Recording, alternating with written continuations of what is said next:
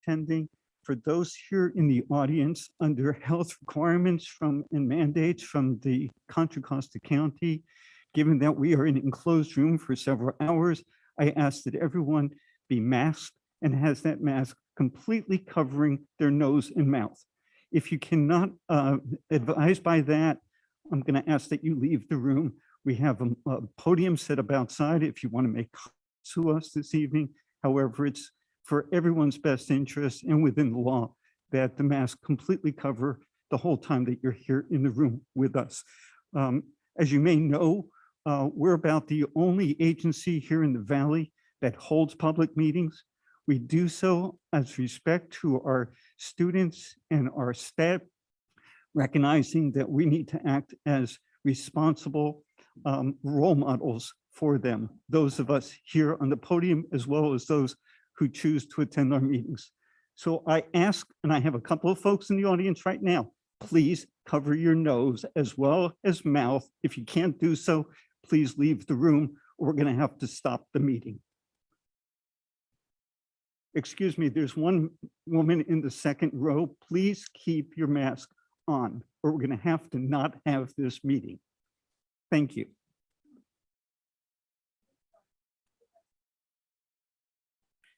Apparently not everyone does. So I'd like to welcome everyone to our regular meeting of January 18th of the Board of Education of San Ramon Valley Unified School District. At this time, I ask everyone to rise and join us in the Pledge of Allegiance.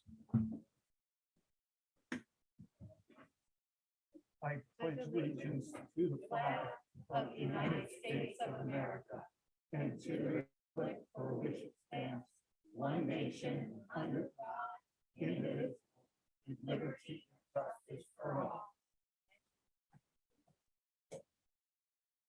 Great. Okay. The board met in closed session prior to the open session. A couple of actions. One action requires a vote of the board. That item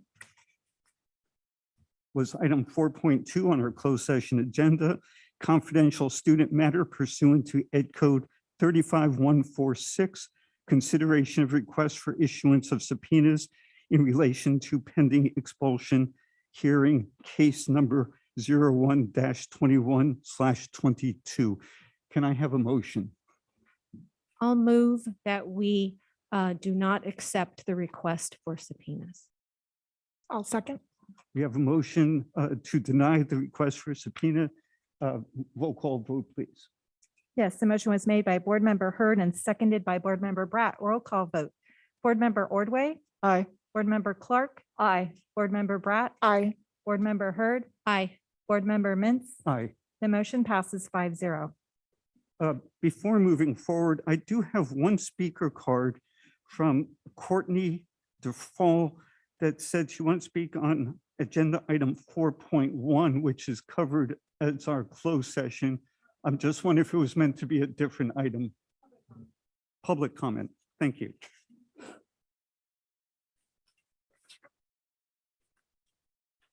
.5.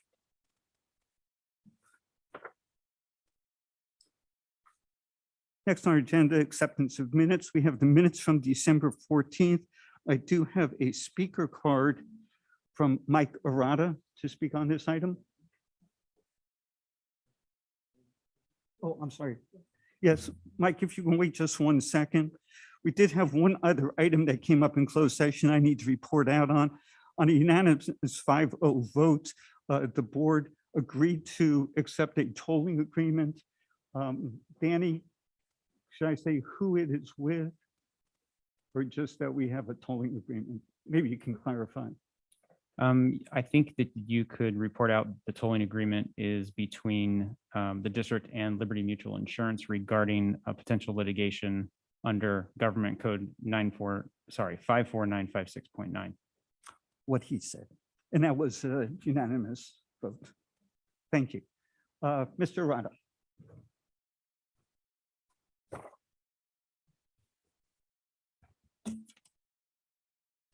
Good evening, everyone. I'll simply repeat what I've asked about before.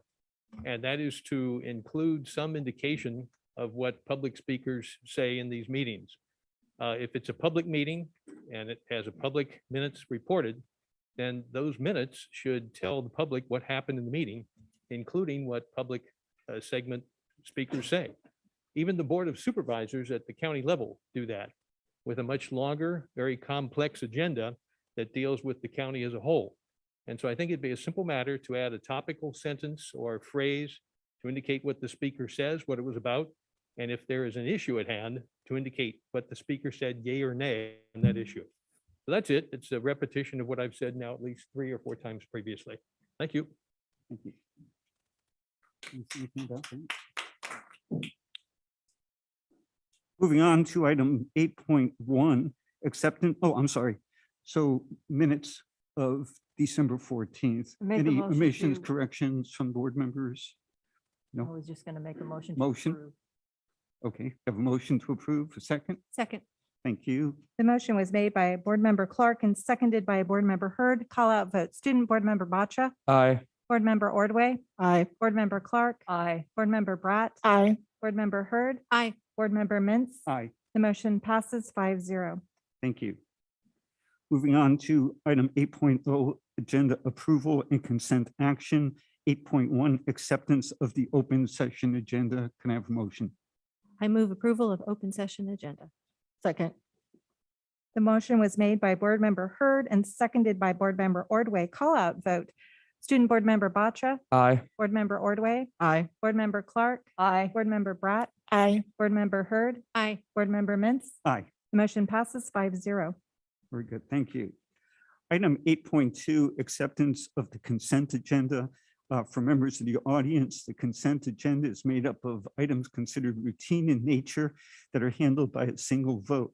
However, if there's an item that requires additional consideration or questions from or comments, we'll pull something and handle it as an individual item. I've gotten requests to pull items 11.3 and 11.5. Board members, are there any other consent items that you want to handle separately? Not seeing any others from staff. Seeing none, can I have a motion to accept the consent agenda with the exception of item 11.3, which would become item 10.5, and 11.5, which would become item 10.6. So moved. Second. The motion was made by Board Member Ordway and seconded by Board Member Clark. Call out vote. Student Board Member Batcha. Aye. Board Member Ordway. Aye. Board Member Clark. Aye. Board Member Bratt. Aye. Board Member Hurd. Aye. Board Member Mintz. Aye. The motion passes 5-0. The request to pull item 11.5 came from Helen of DV, wishing to speak on item 8.2. Do you still need to speak or the action is sufficient at this time? Thank you. Moving on then to reports to the board, item 9.0. 9.1 deals with National School Counseling Week, February 7th through 11th, and Deb Pettish is here to tell us about it. Thank you so much, President Mintz. We are excited to celebrate our counselors during National Counseling Week, which is February 7th through February 11th. So to tell you a little bit more about these celebrations, I will turn it over to our Social Emotional Wellness Coordinator, Ms. Jessica Colson. Good evening, everyone, trustees, community, colleagues. Thank you so much for having me here to speak about National School Counseling Week, the theme of which for this year is Better Together. As Mrs. Pettish said, we will be celebrating it the week of February 7th, and there are themes throughout the week for each day. Just to review, National School Counseling Week has been in effect since the 1980s when the American School Counselor Association promoted the work of school counselors in order to highlight their essential contribution within the U.S. school systems and the tremendous impact that they have helping students plan successful lives and careers. And this is a picture of one of our counselors, Mrs. Kushner, working with students this year at Doherty Valley High School. I am so excited to share and highlight the work of our 11 new elementary counselors that we have the honor and privilege of hiring this summer. We have 11 counselors, so each counselor is shared between 2 sites. They do generally Monday, Tuesday, and every other Wednesday at one site, and every other Wednesday and Thursday and Friday at their second site. They are working their tails off to provide social emotional supports for our students. They are in classrooms doing SEL lessons with zones of regulation and Sanford Harmony. They are running small groups based on referrals from teachers and parents and administration. And if needed, they are doing one-on-one counseling. I'll be speaking more about what they're doing later on in a different presentation, but I'm just so excited. This is one of our school counselors, Jessica Fagundes, and she is doing the zones of regulation with first graders at Tassajara Hills Elementary. These are some other examples of the work that our school counselors are doing. I know that I've addressed Start with Hello as part of the anti-bullying campaign, but this was an art project done at lunch at Quail Run Elementary that our elementary counselor Jing Zhang ran to kick off the week of anti-bullying. And then on a daily basis, weather permitting at Coyote Creek Elementary, as well as many of our other elementary schools around the district, we have a chill out zone where students who don't want to go out and run around and be physical have a calmer, quieter place where they can play board games, they can relax, they can just literally chill out. And that is hosted and facilitated by the school counselor. At middle school, they are in classrooms doing lessons on SMART goals. They are out and about greeting students, and they are participating in school spirit weeks just to make sure that students know who they are and that they are seen on campus so that they are a known and an approachable face. Here's the logo and the motto for this year's National School Counseling Week, Better Together. Thank you very much. And thank you. We really do appreciate the work of all of our counselors, especially our new ones that are filling a need that we've had, particularly given the pandemic. And just want to thank them all for their service and continued service to the district. Thank you. Item 9, I'm sorry, does anyone else have any comments they want to make or questions on that? Item 9.2 is African American History Month in February. Deb? So thank you, President Mintz. February is, of course, African American History Month. And so here to provide you additional details on how our sites are recognizing this very important month is Dr. Hong Nguyen, our Director of Equity. Hi, thank you, Board Superintendent, Assistant Superintendent, CBO, and the community for having me speak today. We are going to speak about African American History Month for the month of February. It's also known as Black History Month. And the theme for the Black History Month is Black Health and Wellness. February is African American History Month. It's also called Black History Month, like I had said. According to National Today, Black History Month, which is celebrated each year during February, is a chance for Americans to learn details of their nation's history that unfortunately has far been too neglected and pushed to the wayside. As the saying goes, Black history is American history. It is a varied and rich history. A wide nation honors and learns from its past. It refuses to let the most important facts about our shared and collective memory disappear into the depths of forgotten history. What happened in the past shapes and informs where we are heading in the future, and it's of paramount importance to set aside a month of learning as much as we can about Black. Each year, the Association of the Study of African American Life and History puts forth a theme to focus on the importance of African American heroes. The theme of 2022 focuses on the importance of Black health and wellness. This theme acknowledges the legacy of not only Black scholars and medical practitioners in Western medicine, but also other ways of knowing throughout the African diaspora. In 2022, theme considers activities, rituals, and initiatives that Black communities have done to be well. The National Association for the Advancement of Colored People, NAACP, is founded on February 12, 1909. Black History Month started by the historian Carter G. Woodson, the father of Black history, in 1926. The first Black History Month was observed in 1970 and received presidential endorsement by Gerald Ford in 1976. Here we have a few different activities that was done throughout the year. In February of this past year, we had African American History Museum that was at Iron Horse Middle School. At California High School, we had a periodic table of Black history. And if you look closely, you'll notice that each one of the periodic elements has a famous person that they are looking up. And so you can definitely learn more about them throughout their periodic table. And then also at Stone Valley Middle School, they emphasize and actually do a whole week of learning about Black Americans, as well as just really Black across all of America in the classroom. And so it's great to be able to see our classrooms really looking into our Black history. And then, of course, a number of different read alouds that we emphasize and really look at. Martin Luther King Jr. Day, we had that yesterday, a great celebration there that we had at City Hall with students that came up and actually spoke and gave poetry. We also have other people that we celebrate, such as Jackie Robinson, Barack Obama. So a number of different things that we could do and resources in the classroom to learn about Black history.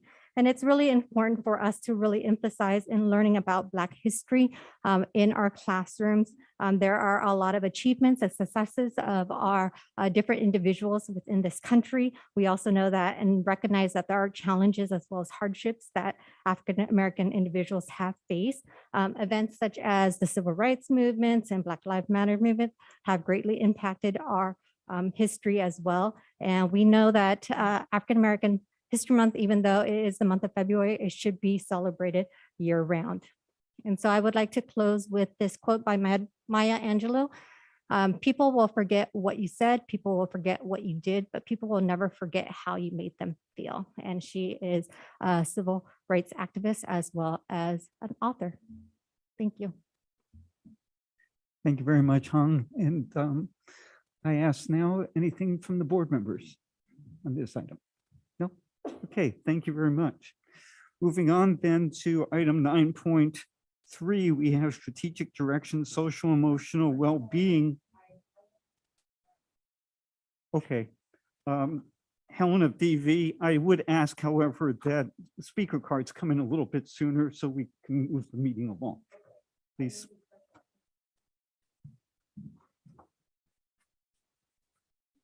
Board Superintendent, Happy New Year. The reason why I wasn't going to speak on this was because, you know, African American History Month is a very standard type of celebration in our country. So I wasn't going to speak, but after hearing the presentation, I do have a couple of questions. Regarding the periodic table is a chemistry subject.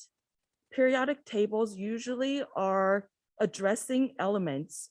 So for the presentation to just gloss over it without really telling us the specific people that were documented in the periodic table, I find it sort of condescending. As a parent, I would like to know how I can enhance my child's understanding of the heroes and those who contribute to Black health and wellness in our modern society, but I wasn't able to hear any words or any names that I'm able to go home and tell my students that today I heard about this, what did you learn about? Or I can even personally research. I would like that to be addressed. In addition, if it's health and wellness, one person comes to mind, you know, Dr. Ben Carson, even though he is a Republican, but he has really contributed to our country and our national policies. I, as a conservative, feel that our education needs to present both sides of the people, including the Black society in our nation.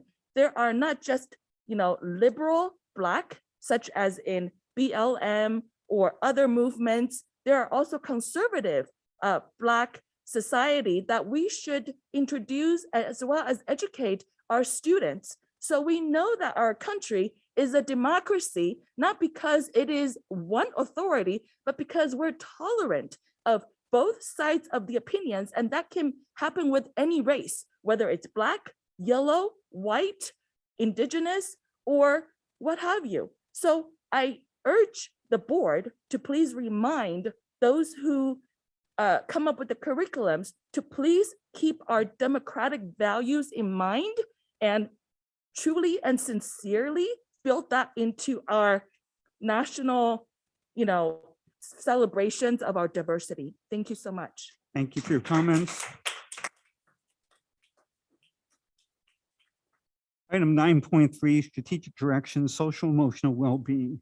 And Deb, you're going to bring us through this. John, did you have anything you want to say first? Oh, okay. Thank you. Thank you, President Mintz. So as all of you know, back in March of 2021, we of course embarked on a process to develop our strategic directions that were really intended to guide the district over the next several years with regard to our decision-making. What are our goals? What are our priorities? What are our values? So we examined where we were as a district at that point in time. And then we engaged a wide variety of stakeholders, our students, our staff, our community, well over 1,000 individuals in a variety of different ways to really understand and get input into where we wanted to go as a district and how we wanted to get there. So we know that we are really an exceptional district. Okay, we know by all of our traditional measures, such as our AP course enrollment, AP honor roll, our graduation rate, our standardized test scores, our college admittance, that we already have a really strong foundation of academic excellence here. We, in our strategic directions, really want to build on that foundation and broaden the definition of success by really looking at the whole child. So we are dedicated to, again, academic excellence, where all students are not just surviving in our school district, but they're thriving. And they're succeeding in innovative environments that allow them to learn the skills that they need to in order to be successful in their post-secondary endeavors. And we also, of course, prioritize inclusive environments where we're really valuing what students are bringing into the classroom and respecting those values. So more specifically, what does success mean to our students? So of course, achieve academically, as I've talked about. And as Jessica will talk about in a moment, we want them, of course, to experience social and emotional well-being. And that's where that whole child concept really comes in. We, of course, want them to develop the curiosity, confidence, and independence as learners that will take them throughout their life. We want them, we all know how important it is to work in a team and to be able to effectively collaborate with one another. We want our students to appreciate that. I want them to be able to demonstrate empathy and compassion towards others, to determine their purpose. What is their purpose in life? How can they really delve into what they want to do, the difference that they want to make, what they want to study, by really listening to their voice and respecting the choices that they want to make about their education. Of course, supporting them in not only setting, but achieving their own personal goals is of utmost importance. And then finally, that love of learning. And that's so important for so many reasons, in part because any job you look at that our students will have in 10, 15, 20 years, they're going to have to continue to be able to learn and adapt in order to be really successful in post-secondary life. So of course, this document should look familiar to all of you. These are our 6 strategic directions. And again, really when we talk about the whole child, the social emotional well-being is really at the center of that. And that's what Jessica will focus on in a moment. Equity, which Dr. Nguyen gave an excellent presentation in the fall about where we were, where we want to go with regard to equity. We of course have deep learning and innovation. So how do we engage our students in deep learning experiences that will give them that purpose, that meaning in their school life? We have our stewardship of resources. So how can we use our resources effectively in order to maximize our goals? We have our shared leadership. So how do we bring others into the fray, whether it's our community, our staff, our students, to really support us in making the best decision for all of us, and then leading the way once that decision is made. And then a culture of responsiveness. So how are we really truly listening to our stakeholders and adapting as necessary? So with that being said, once again, we have Jessica Colson, our amazing social and emotional wellness coordinator. So I will turn over to you. Thank you, Debbie. And good evening again, trustees, colleagues, and community. Thank you so much for having me here tonight to speak about social emotional well-being. I'm really thrilled to be able to bring this to the forefront and to be able to share with you what we've been doing so far as a district. So I'm going to start by addressing the social emotional well-being strategic direction that states we are committed to creating and nurturing inclusive learning environments where all students, staff, and families feel deeply connected to their school community. Social emotional well-being in San Ramon Valley Unified encompasses the whole child. It is the belief that students' basic needs and emotions must be taken care of to allow for optimal learning conditions and to allow for students to thrive and grow into responsible, ethical, and productive citizens. We have 2 goals for this year. Goal number 1 is to develop a shared commitment to a culture of wellness. And I really want to stress the shared commitment, that it doesn't just live with the school counselors about which I just presented. It doesn't just live with our school psychs. It lives within all of us. We all have a responsibility for social emotional well-being in this district, where every student's emotional health is respected and supported across the system. Goal number 2 is to create and nurture instructional environments that prioritize students' social emotional well-being. They're coming to us ready and able to learn. Social emotional well-being is comprised of both social emotional learning and of mental health and wellness. So social emotional learning is defined by CASEL, which is the Collaborative for Academic and Social and Emotional Learning, states that social emotional learning is the process through which all young people and adults acquire and apply the knowledge, skills, and attitudes to develop healthy identities, manage emotions, and achieve personal and collective goals. Feel and show empathy for others, establish and maintain supportive relationships, and make responsible and caring decisions. There are 5 core competencies outlined on the wheel that are interrelated and helpful in all areas of life. And you can kind of see on the wheel, if I start in the upper left-hand corner, there is self-awareness, self-management, social awareness, relationship skills, and responsible decision-making. And those ebb and flow, and they're all interrelated to achieve social emotional competence. The CDC defines mental health as including our emotional, psychological, and social well-being. It affects how we think, feel, and act. It also helps determine how we handle stress, relate to others, and make healthy choices. Mental health is important at every stage of life, from childhood and adolescence through adulthood. Although the terms are often used interchangeably, poor mental health and mental illness are not the same. A person can experience poor mental health and not be diagnosed with a mental illness. Likewise, a person diagnosed with a mental illness can experience periods of physical, mental, and social well-being. And so again, these things are interchangeable and they are related with regard to social emotional well-being, but they are not one and the same. So now I'm going to share some data that really reinforces the need for strong supports in the areas of SEL and mental wellness. The next 5 slides I'm going to show you demonstrate district data taken from the past 3 years of the California Healthy Kids Survey, which, as many of us are aware, is an anonymous survey that students in grades 5, 7, and 9 take in the spring of each school year. It is important to note that this data is anonymous and trailing. So this is by the time we get these results, the students have moved on to the next grade level, and we don't know which students are feeling this way. but it does give us a good indicator of where our student population is, how they are feeling, and what we need to do to act and support them.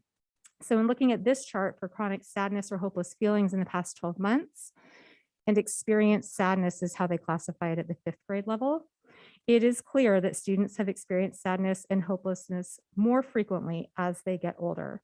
It is also no surprise that the feelings increased notably over the past 2 years, given everything that we have been going through with regard to the pandemic. With regard to learning engagement climate, this data is notable, not for how constant it is across the 3 years and the grade levels, but because across the 3 years and the grade levels, the percentage of students who feel engaged at school always hovers between 40 and 50%, which I think is notable as we talk about deep learning and we talk about equitable opportunities and we talk about social emotional well-being. If all of those factors are in play, then these percentages should increase. So it's notable because of the lack of students who feel that they have meaningful participation at school. School connectedness is similar. It's understandable that students begin feeling less connected to school as they get older. They move out of a single classroom setting where they spend their entire school day with one incredibly caring individual, and then they enter multiple classrooms. The academic stakes increase. The feeling of getting good grades and the anxiety of how those grades impact the choices for their next level can also contribute to feelings of just having to get through the day to earn those grades and not being able to devote as much time to being connected to school. So I'd like to note that with the gray bar in the right-hand column of each of these grade levels, that is for the 2021 school year, the percentage of students who feel connected to school increased, but this increase can probably be attributed to the fact that only students who returned in person or hybrid at the end of last school year answered this question, which depending on the grade level was anywhere between 10 to 25% of respondents. So it was an incredibly small sample size. And I just want to throw that caveat out there that many of our students who chose to remain in remote learning, none of them who answered this survey answered this question, and B, perhaps many of them were not feeling as connected to school. So that's the caveat of why that data increased. With regard to academic motivation, again, it's similar to school connectedness in that it is not surprising that the numbers go down as the students get older. However, what is significant is the drop between 20 and 21. And I would attribute that to students nearing the end of pretty much a full year of remote learning. All students who took the survey responded to this question. And with regard to self-efficacy, it again is not surprising that self-efficacy decreases as students get older. The stressors of moving beyond high school become more real. And also throughout the course of the pandemic, perhaps students did not feel that they had as much control or agency, not only over their schoolwork, but of their lives. There has been a lot of uncertainty over the last couple of years. So in summary, for chronic sadness, it increases with age and grade level. It generally increased over the past 3 years across the board. For the learning engagement climate, while the stability of the numbers is encouraging, we do want to see engagement levels increase amongst our students. With regard to school connectedness, it decreases with age and grade level, and that increase in 2021 was due to hybrid and in-person responses in a much smaller sample size. Academic motivation also decreases with age and grade level, noting a significant decrease at the end of a mostly remote year of learning. And self-efficacy decreases slightly with age and grade level, with a notable decrease in 2021. So the numbers that I put forward, they're sad and they're alarming, and it definitely speaks to the work that we need to do. And I'm going to quote Maya Angelou for the second time tonight. Clearly there's a theme going on here, where she states, "I can be changed by what happens to me, but I refuse to be reduced by it." And I do want to take a minute to acknowledge the fact that, like I've said, we have been in the midst of a global pandemic for going on 2 years now. We are tired. We're tired of doing this. We're tired of wearing masks. We are tired of distancing. We are tired of testing. We are tired of all of those things. I am too. I worry every day when my kids come home and I get that letter from school. Is it one of them? I'm going to have to stay home and quarantine with them. But what I will say is that what our community has done over the last 2 years to show that they cannot be reduced by this pandemic is awe-inspiring.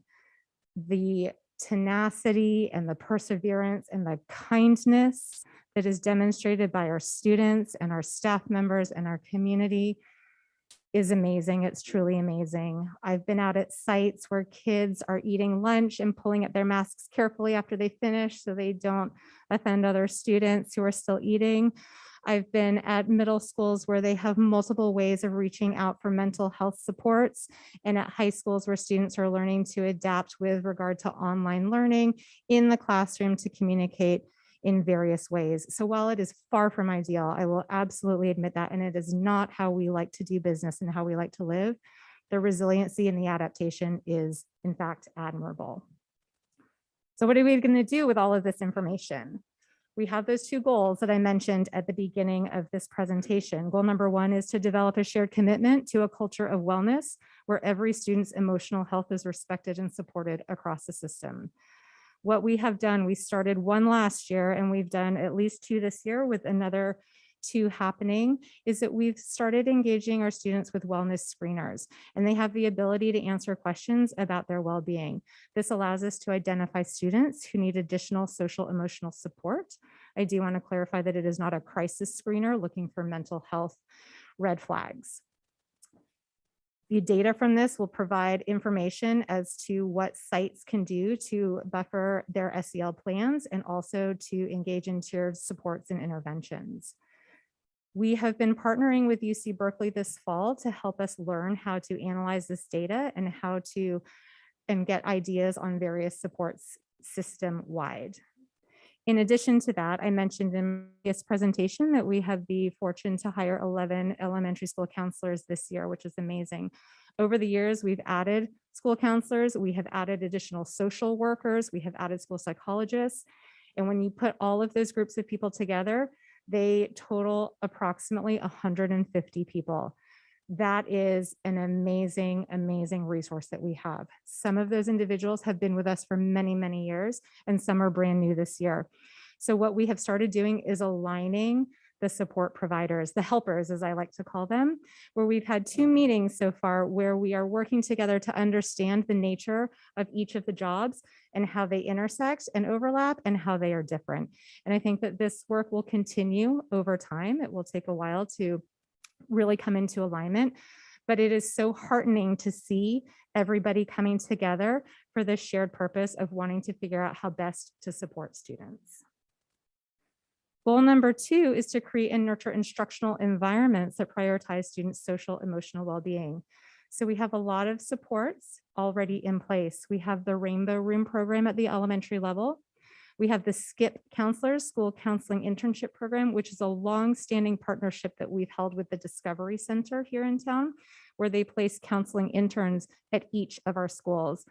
And I can't tell you how helpful they have been, especially this year. We had their welcome orientation back in August, which seems so long ago. It was actually in the boardroom here. And just to see their bright faces and to see how excited they were about helping our students was really heartwarming. We are using Harmony SEL, formerly known as Sanford Harmony, in our elementary classrooms, and the zones of regulation, the picture of which I showed you in the school counseling presentation, is being used at many sites and will increase across all elementary sites into next fall. We will be working on the training for that. We're also going to continue to enhance the school-based opportunities that are in place, because we know, like I stated earlier, that social emotional well-being cannot just be relegated to the helpers, to the mental health professionals. It is each of us in all of the classrooms. It is what motivates students to come to school every day. That might be a visual and performing arts class. That might be a career technical education class, or it might be a student club or organization. At the secondary level, we have hundreds of them on each campus. So I just want to really stress that this is a collective effort, and we will be continuing to support the expansion of each of these endeavors. I had briefly mentioned tiered supports, and so who and how, and some of you may be familiar with this pyramid. If you look at the bottom, which is tier 1, that is 80 to 90% of students, but it actually should read all students. This is core instruction. It is preventative in nature. It is accomplished through school-wide initiatives and whole class support. And it's not rocket science, it's not special, it's something as simple as a morning meeting, maybe a mindful moment. It's connecting lessons to student experiences. And I know as a former English teacher, when I would begin teaching a new unit of study, I would think about the themes and the historical context and relating that to current events and try to access my students' real world experience so that they could get connected to the characters and the themes throughout the book. So that is an example of a tier 1 support. That is not done by a school counselor or school psychologist. That is done by a teacher. So that, again, it's our collective responsibility. Tier 2 is for about 5 to 15% of students. And this is strategic support for students who need just a little bit more attention. At the elementary level, that looks like the rainbow room referrals. Across the board, it looks like small group counseling. It looks like maybe an individual check-in where a teacher just pulls the student aside and says, hey, how's it going today? Again, super low level, but targeted, identified as a need based on the screener, based on data from the teacher's observations in class. Tier 3 is the top of the pyramid. It impacts the least amount of students, and it is the most intensive of the supports. So the frequency, the duration, the individualization differs per student. It could mean individual counseling. It could mean an SST that could lead to a 504 plan or to an IEP. Not always, and we always try to keep students within the least restrictive environment. However, sometimes additional support, school-based supports are needed. This could also include increased outside counseling and supports. So again, it is the community's collective responsibility. Not everything is supported directly and solely by the school sites. So if we do all this stuff, here are our desired outcomes. We are working towards common tier 1 supports. And again, the helpers are not working in isolation. Again, with the elementary counselors, we have been fortunate enough to hire 26 MTSS liaisons, multi-tiered systems of support. They are placed at each site throughout the district, and they are working on aligning academic, social, emotional, and behavioral supports in a pyramid similar to the one that I just showed you. We are continuing to align support providers to allow for timely and targeted responses to student concerns. This spring and into next year, our sites will be creating individual SEL plans where they're going to be working towards SEL goals that are tailored to meet the needs of their individual site community. And again, like I stated, we are going to continue to support and enhance school-based opportunities to inspire curiosity and motivation. We will be measuring our progress throughout the year and into next year so that when I next report back, we will hopefully have some wonderfully positive data for you. That is my hope. We will continue to use the wellness screeners. We will do it twice this year. There are 2 other times optional, and then next year it will be quarterly. We will continue to check in with the California Healthy Kids Survey data annually. And I don't want to discount qualitative information. I know that a lot of times we get wrapped up in having to have quantitative official data, when oftentimes, especially with social emotional learning, as a teacher, you know if a student's not doing well in your class, you know if they're off one day when they walk in and they don't make eye contact and they put their head down. That's qualitative data that you can act on in real time. And so that cannot be discounted, especially in the area of social emotional well-being. I want to close with the second half of the definition for SEL from the CASEL website, because I think that it really succinctly and perfectly encapsulates the coordination of deep learning, equity, and social emotional well-being.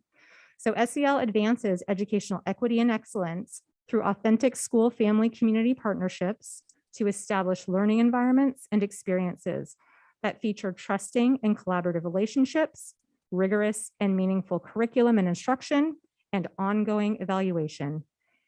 SEL can help address various forms of inequity and empower young people and adults to co-create thriving schools and contribute to safe, healthy, and just communities.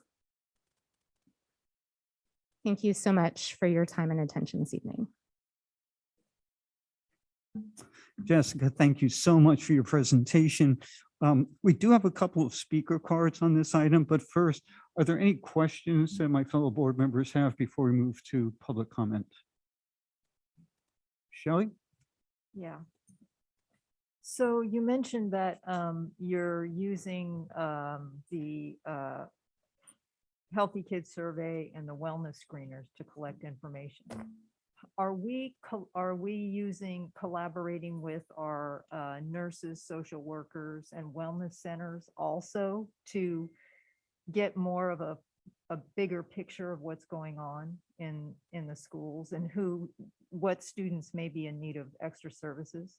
Absolutely. Thank you for that. And I need to clarify and elaborate on that point. We at sites, they have different names. It could be a cost team, a care team. It's essentially a team that is comprised of an administrator, school counselor, school psych, MTSS liaison, perhaps even a couple of lead teachers, where they meet on a very regular basis, could be as frequently as weekly, to discuss students that come up as a result of the screeners, as a result of an on-site referral.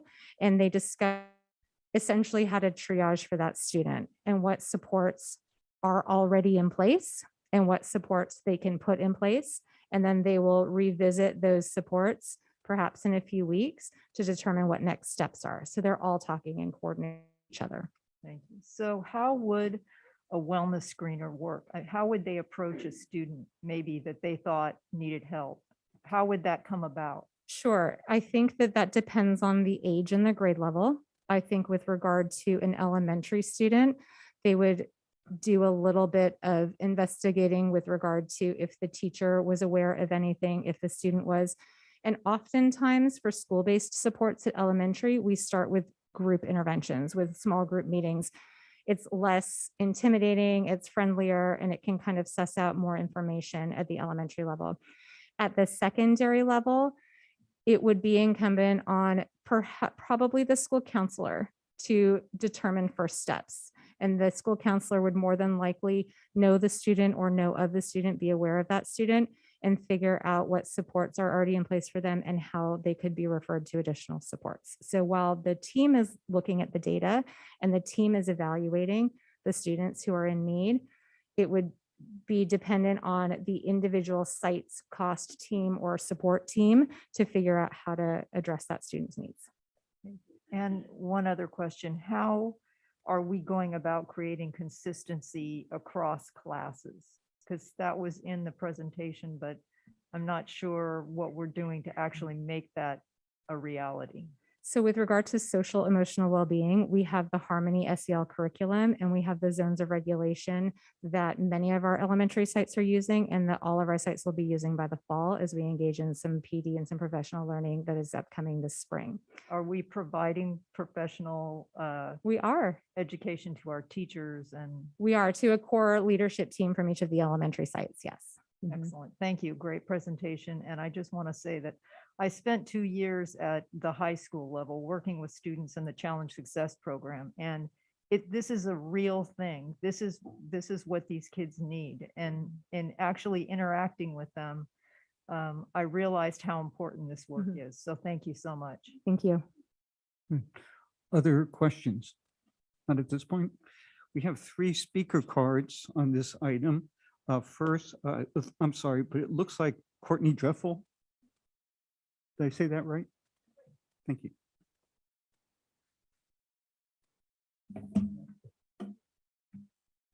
Hi, I definitely have not missed you guys.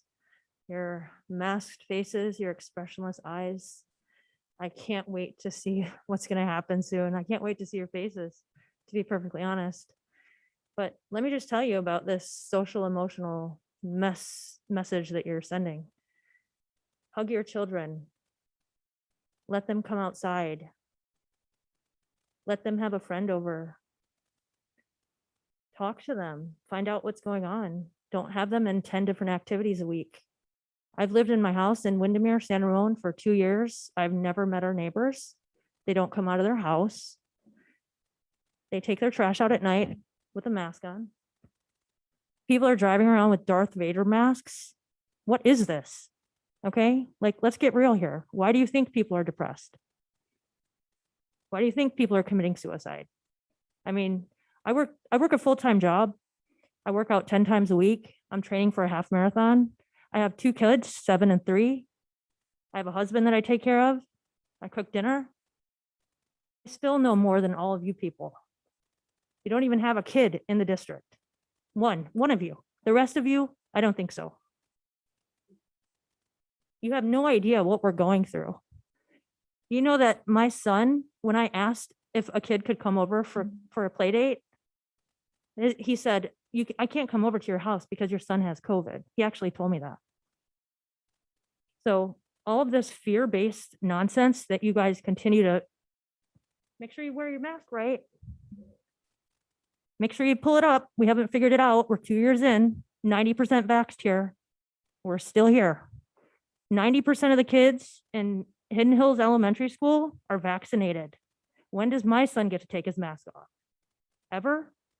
What does it have to be? 120%, 3 boosters in? Why do you think kids are depressed here? And then you're going to listen to the CDC to tell you why?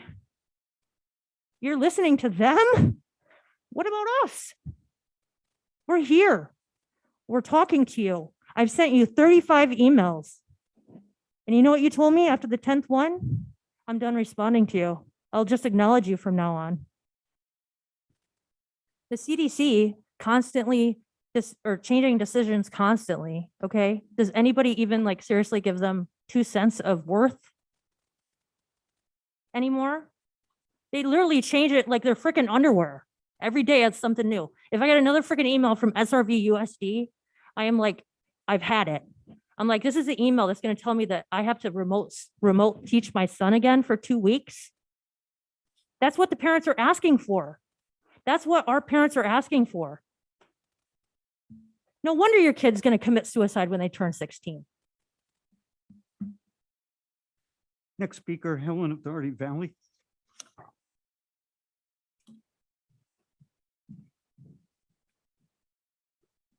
So I thank you for all the efforts and attention that are going into social wellness. I think it's important. However, I am wondering though, with all these intensive hiring of the staff in the social wellness and mental wellness category, are we really dealing with demand, or are we dealing with supply? And when sometimes I wonder, why is it that if I send my mentally healthy and happy child to school, that he or she is so scrutinized on the mental health instead of academic wellness? So let me give you an example. If you late pay a teacher and the teacher becomes anxious, is it the mental healthness of the teacher that we should concentrate on? Or should we reflect on why we're paying the teacher late? So that can reflect back to the students. Are our students getting their grades on their assignments turned in on time? If they don't get their assignments graded on a timely basis, don't you think they might become anxious? And then when they see the teacher, they might have some emotional reaction that they might avert eye contact with the teacher, and now it's the student's problem? What about if you pay a teacher according to the most recently hired teacher's pay? I know teachers are paid by their experience. So if you pay a 6-year experienced teacher with a 1-year experience pay, do you think that teacher will be happy? That's exactly what we are doing right now. In the math program, we are giving students, who can earn better grades, the grade of their less competent peers. Do you think they will be happy about that? And now it's their mental wellness that is in question. What about, teachers that we should pay them? They go up every year. Their pay increases every year. How about if we prolong it and don't pay them until 1.5 years later? Do you think they'll be happy? That's happening with how we are changing the grading scale. Instead of awarding them 4.0 is A+, 3.8 is an A, we are telling them you cannot get an A unless you cannot get an A unless you have 4.0. And if you have a 3.6, that's a B plus. That's what we're doing to the students. How about if we pay the teacher according to their political opinion? That's exactly what we're doing to the students. Thank you for your comments. Their writing is being graded by their opinion, Thank- their thank you. interpretation. Thank you, Helen. So that's not mental wellness. Our Thank next you. speaker, Angela Capra.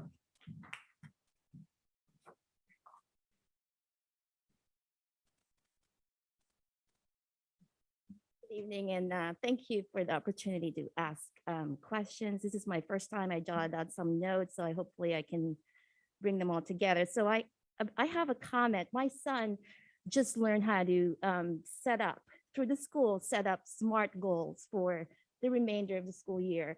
And I think you all know SMART means specific, measurable, achievable, relevant, and time-based. I have some experience in program evaluation, and I have to say that the goals I heard about today are none of those. They're not SMART. I don't know how you're going to measure success of all the interventions that we are putting in place.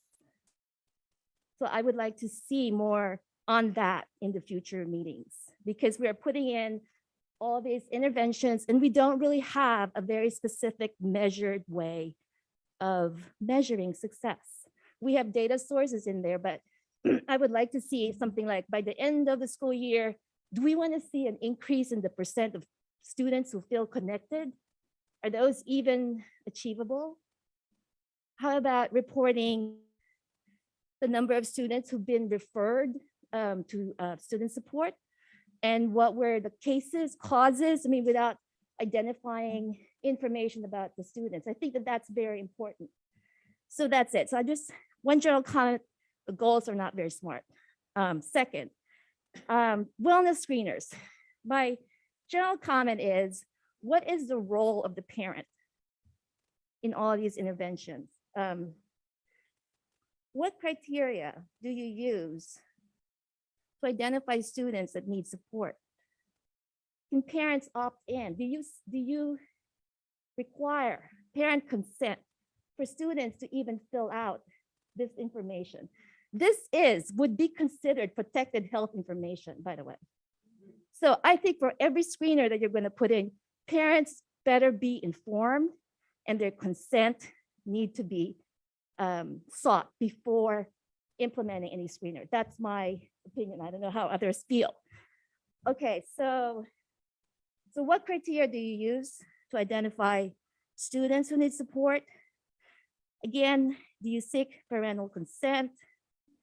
What kind of interventions are you gonna, well, I think you spoke about counseling and all that. So I just want to see more about that in the future, about all the SEL interventions that the school is putting in place. Thank you very much. Thank you for your comments. Board members, any other comments you'd like to add?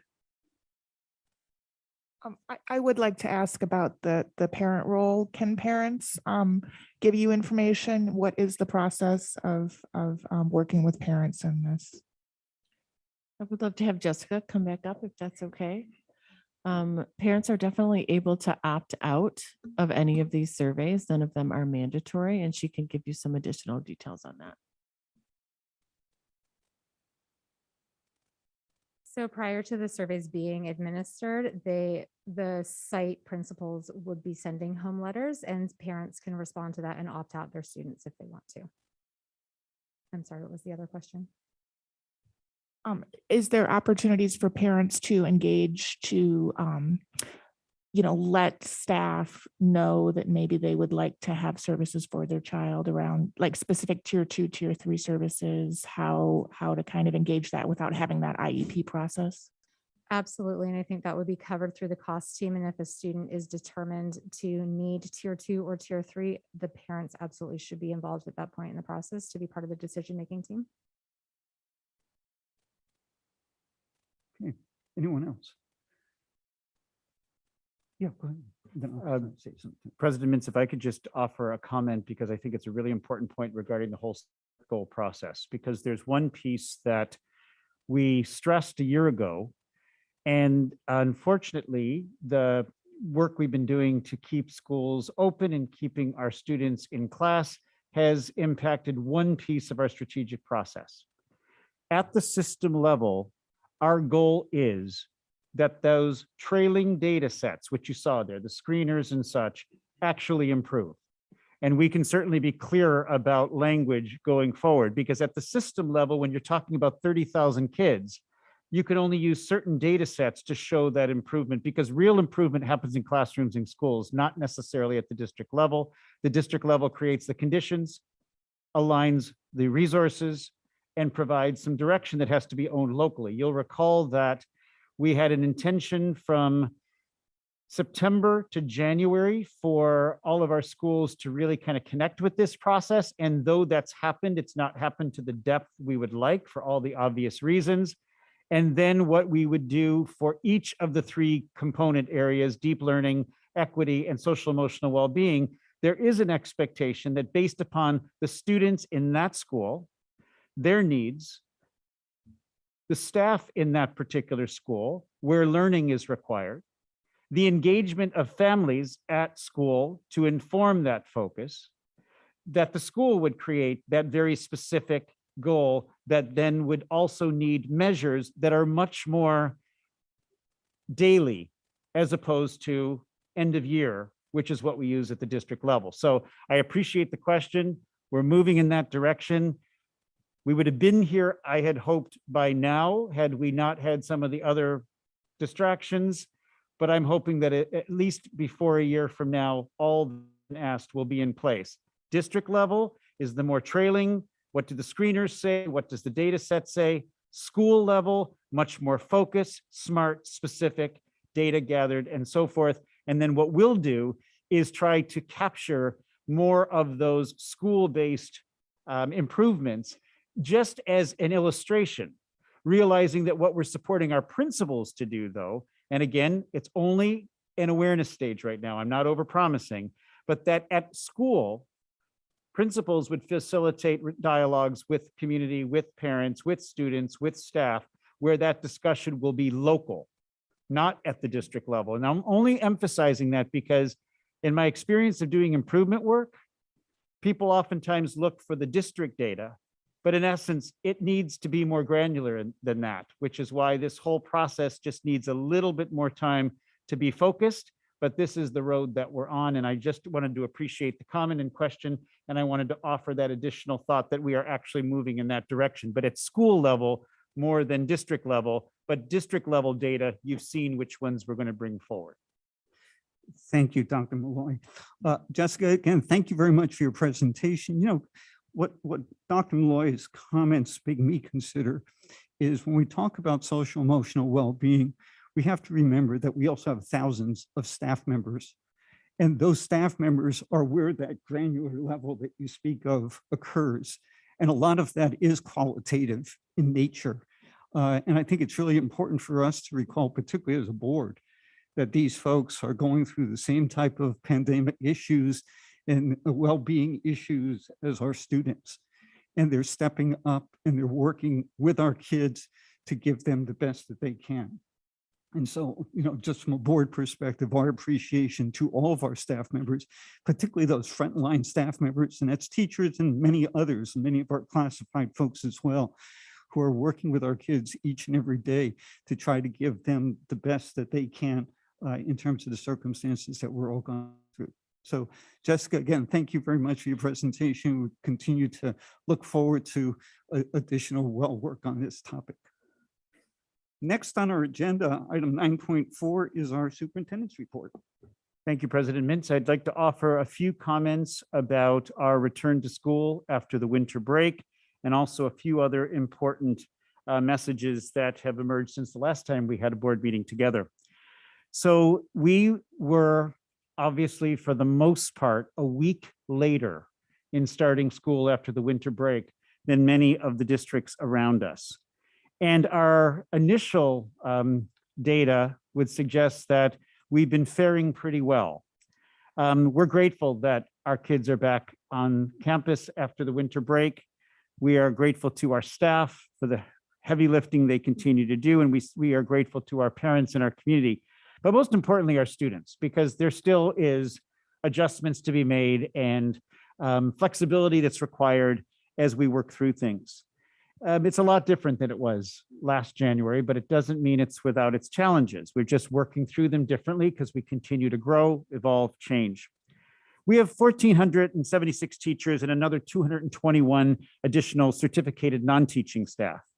And our numbers out this past week have been relatively normal. 126 last Tuesday, 142 last Wednesday, 157 last Thursday, 194 last Friday, but back down to 130 today. That's not that unusual for us on any given day with this number of staff. And when we do have staff out, we are working to continually expand our substitute list.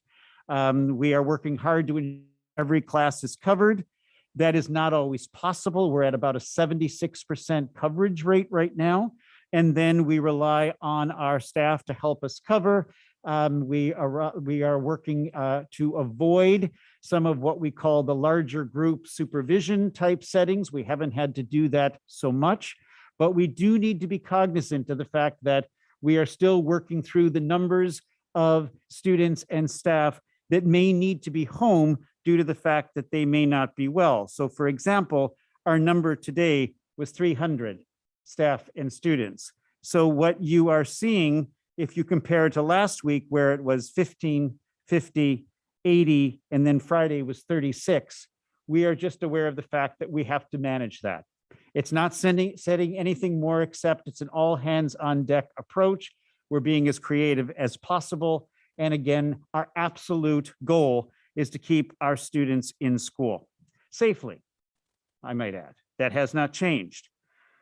The other thing that we do continually have to respond to, and it's not always simple, is the ever-evolving and ever-changing requirements that are shared with us from public health. Sometimes those requirements may not make logical sense to some in our community. Others may wish that we would take matters into quote unquote our own hands. We've said all along two very significant principles that we've never wavered from, even though there have been requests to do so. And the first one is we are not the scientists and the doctors and don't have expertise in that area. Number two is we will fulfill and not exceed public health requirements. And the reason why that guiding principle has remained our constant is because depending upon a community member's perspective, they may wish us to do something above and beyond or less than what is required. To that end, let me just explain publicly the messaging that we have shared over the last few days that we are moving again. The notion of contact tracing, individual contact tracing where kids and families would receive a letter that they were a close contact, 6 feet, 15 minutes or more indoors. That is not required at this time. The concept of group tracing simply means that we will be sending letters to our elementary families when there may be a case in a particular classroom. At the middle and the high school level, we have reached a point with the numbers that have emerged that we're simply going to send one letter that says there is a certain number of cases in the school. The big key component now is if someone has symptoms of any kind, staff or students, please stay home. And when those symptoms are no longer present, staff and students may come back. Not a lot different than what has always been the requirement. The only challenge is, though, we're still in a phase where even with vaccinations and boosters, we have people with symptoms, and that's why this is so very necessary and important. What is being asked of us, and we are working to do more in this area, is that the testing strategy is still expected to be what is our focus. And we understand that providing our students and our staff access to testing in the most facilitating way is another tool to keep kids at school. So we're looking at the resources we have, the inventory we have.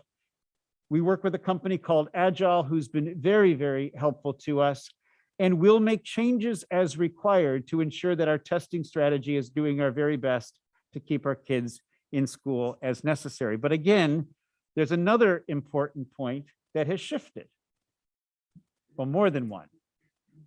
Home tests, rapid antigen home tests are acceptable.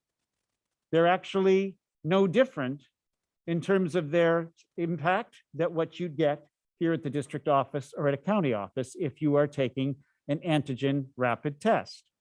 The reason I'm stressing that is because 6 months ago, we would have heard over and over again that that's not a test that we can use to get the results that we need with whatever variant we were dealing with at that time.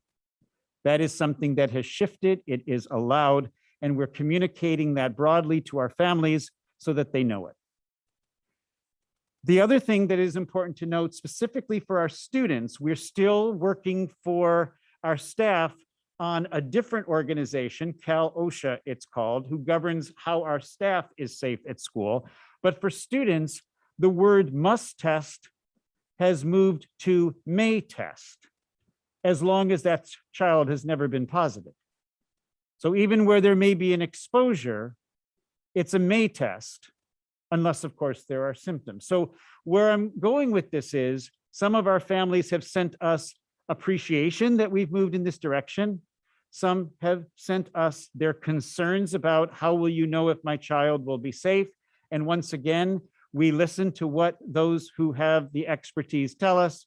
We move immediately to implement. We were working on this literally, it came out Wednesday at 9 o'clock at night, something like that last week.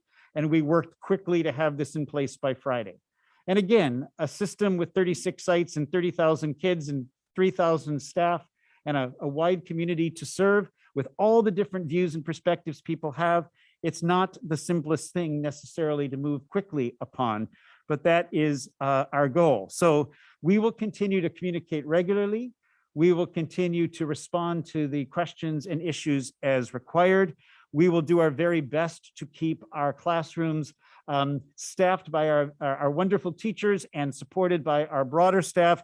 And we'll communicate to communities if we reach a point where we've had to use other creative strategies because of the number of students or staff that may need to be home at any one time. So that's all the COVID type opening of school messages, but I'll end that by saying, again, the energy on our campuses is great. The focus is there, the learning is happening, and we're just dealing with the next phase to get to the next better phase, which we're hoping is right around the corner. I also would like to speak just a little bit about our Access to Excellence process.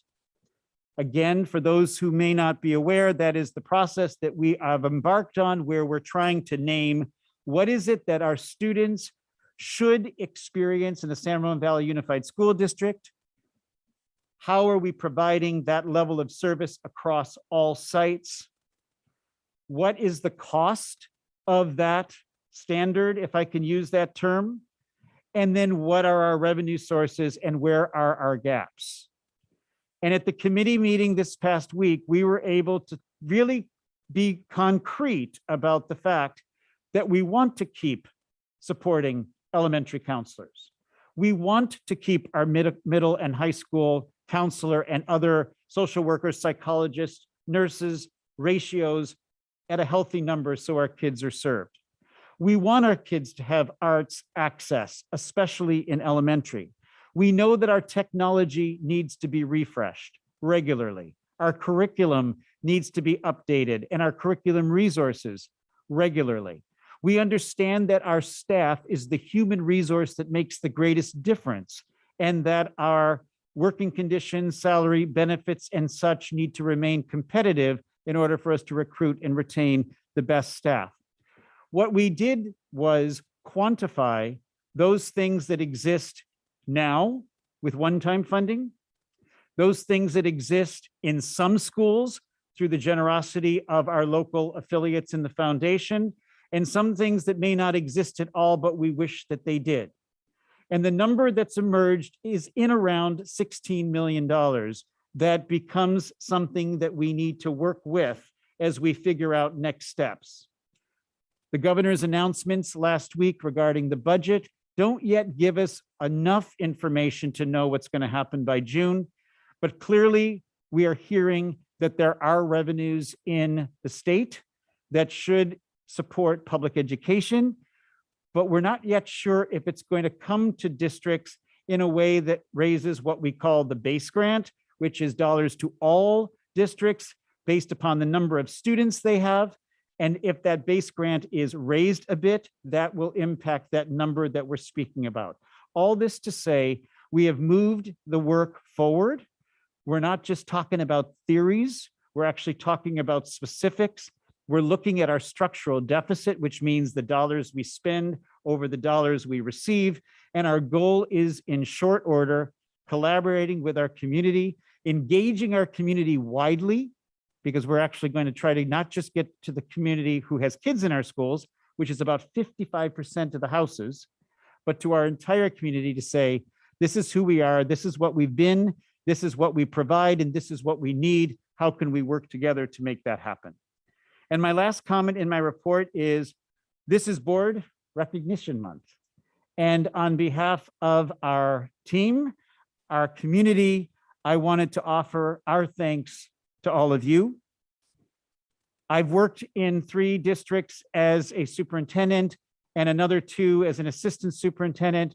And what I want to state publicly is that you are strong, effective leaders who challenge our work, who support and respect our community, who don't always agree, but work with us in a way that allows us to move everything that we strive to do through our strategic directions forward. And I just wanted to take a moment on our staff and broader behalf to thank you this month for everything you do.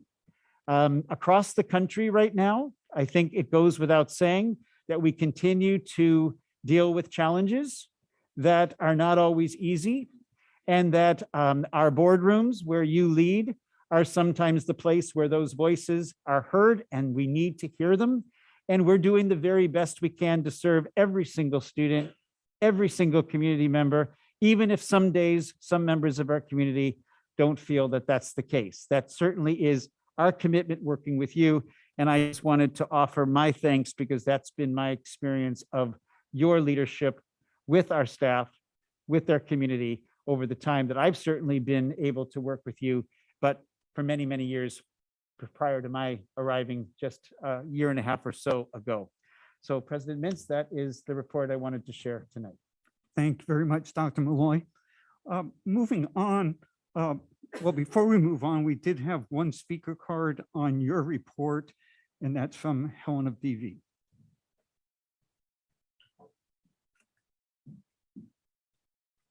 Superintendent Malloy, I want to give credits where credits are due. First of all, I want to thank you sincerely, because I felt that you really put money where your mouth is for keeping school open, despite our neighboring districts have a lot of opposing news. That I am so proud of you for keeping our district open. And for that, I sincerely thank you, all of our staff, teachers, and everyone. Thank you from the bottom of my heart. Secondly, I want to compliment you for hiring retired principals to do the contact tracing.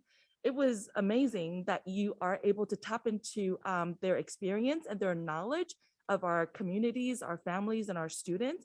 And I think that that was one of the key factors why our contact tracing is very effective, efficient, and you have done that in such a lightning speed. I'm very, very amazed.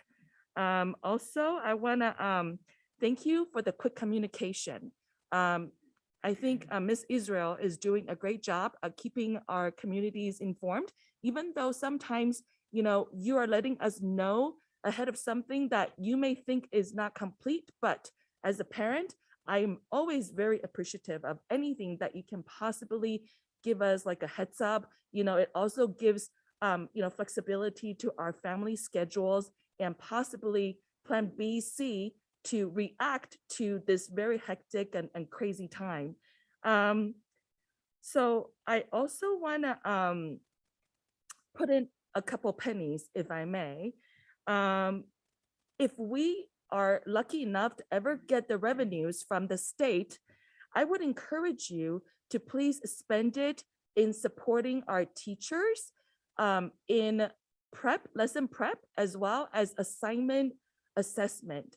Because of so much demands are coming from the pandemic and also the mental wellness and everything, I think they're pulled in all directions. If you can possibly use up money to possibly hire substitute teachers, sometimes to help them grade papers or to be able to intervene, with more time for lesson prep and stuff, and like, giving feedbacks to students academically, I think it would really help minimize the anxiety sometimes the higher achieving students may feel, because those are the students, they might want like faster feedback from their teachers. And I hope that you will take that into consideration. Thank you kindly.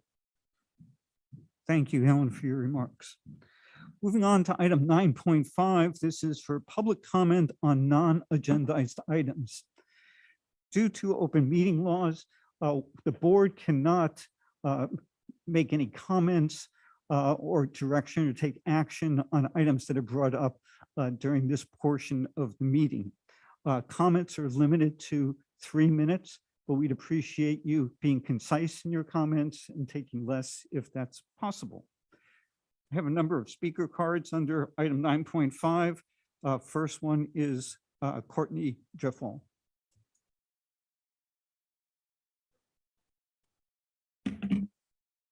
All right, so just a couple more topics on the social emotional stuff. Don't veer 6 feet or take a V from somebody that doesn't wear a mask when you're going to pick up your kids, or hold your child over here when I walk by mine without a mask on. That might be one thing you want to teach your kid. Another thing is, how about we have a day that we teach kids not to be robots and we teach them how to have personality. If you guys are teaching my children, that I feel like that's who's teaching Windermere kids. They're literally like freaking robots. I mean, I don't even know where I'm at here. Like, this does not feel like America to me. Okay. I'm from Michigan, just like this lovely lady right here. I've only lived here for 3 years, as you know. And today, I just want to update you, because I think the last time I came in October, I said this was going to be the last meeting. Well, I had to come back for this. What's about to happen? And I can't, if I moved, I would have came back. I would have flown back to see this happen today. That's how important it is to me. I pulled my kids from their daycare today. Why? Because my teacher, multiple rooms have been closing because literally you guys are making decisions by the day. It's unbelievable. Okay. Like, I can't even like I know more about how many people have died in the United States than you guys have. What exactly does the COVID task force do again? Don't you have one of those?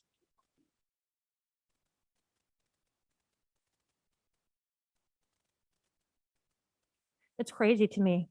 And then all you can do is sit up here and talk about contact tracing. Have you like literally left the state of California since March of 2020? Have you left your house, or do you get your groceries delivered to you? Because there's life out there. And there's life. Kids are playing in their yard. You see kids riding their bikes in the street. Everywhere else you go. Literally, the only state that is like communist China is California. Okay. Like, if I'm going to go on vacation, I am not going in this state. I am going as far away as possible. I pulled my kids from daycare today because literally one of the teachers farted and she thought she had COVID. So they closed the room. Hey, guess what? Your kid's going to be home for 10 days.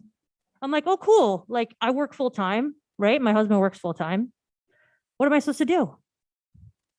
What am I supposed to do? Now, my other kid that also goes there for the afternoons, he's got to get 6 tests before he can even show his face back there again. Give me a freaking break. How are we supposed to work? How are we supposed to live here? How are we supposed to afford $2.5 million homes? I mean, please.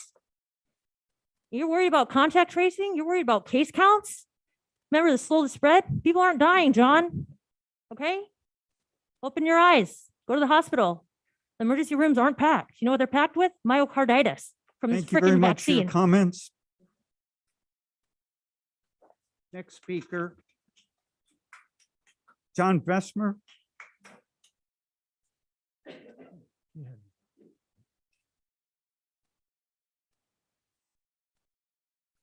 Got a few envelopes for you guys.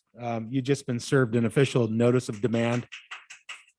As a school board trustee, board member, superintendent, assistant superintendent, or other, you have failed to exercise statutorily mandated compliance and hereby are put on notice with California Penal Code 273A, 273D, the Child Endangerment Law, California Education Code 49005.83, 51101A7, and 66252ACND, California Constitution Declaration of Rights, Article 1, Section 7A, the Constitution of the United States, 4th, 5th, and 14th Amendment, 42 U.S. Code 3631, and the Nuremberg Code, and are directed to immediately halt all COVID measures in your jurisdiction, including but not limited to masking, quarantines, harassment, forced independent study or district homeschool, vaccine clinics, or any other related measures.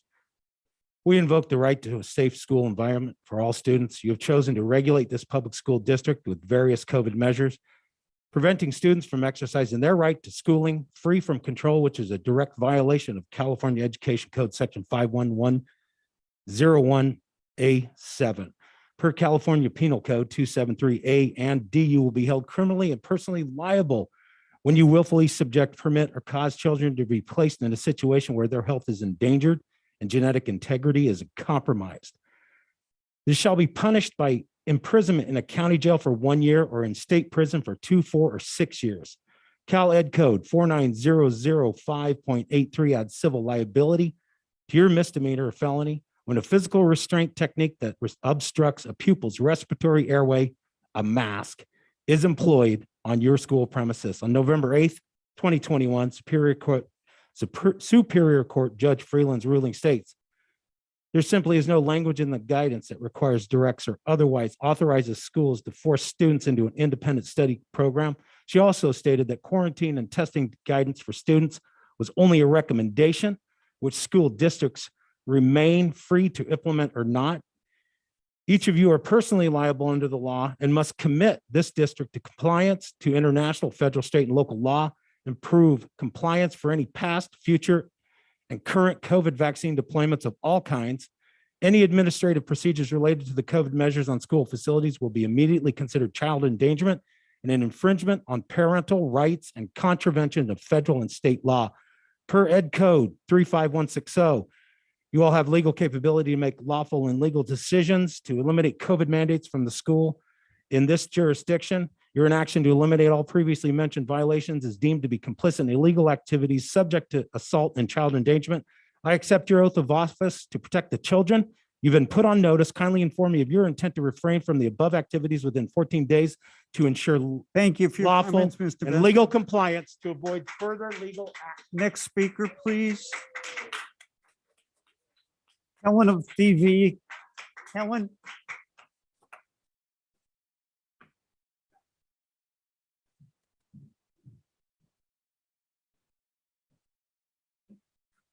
So I just want to say that for all the apps that we're going to be using to assess the mental wellness for our students, I am very concerned about the data storage.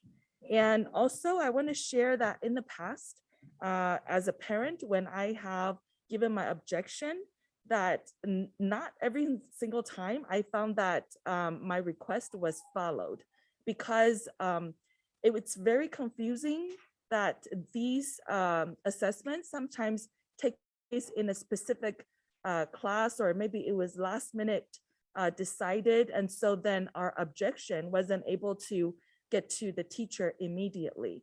I'm wondering if there is a better communications between parent involvement and also these kind of assessments that can take place, instead of, parent telling the principal and then the principal telling the teachers. I feel that there is a delayed communication. And I would also really like disclosure every time that you want to assess my student on a certain app or program, that you thoroughly disclose the developer of this app, and also, the qualification and how you had vetted them. My concern is that these developers can be from overseas, such as communist China, and then these data become unnecessarily properties of a foreign state, and as well as stored in their server that is basically for eternity. So before you implement any of those assessments, I urge you to please fully disclose those concerns I had just shared with you.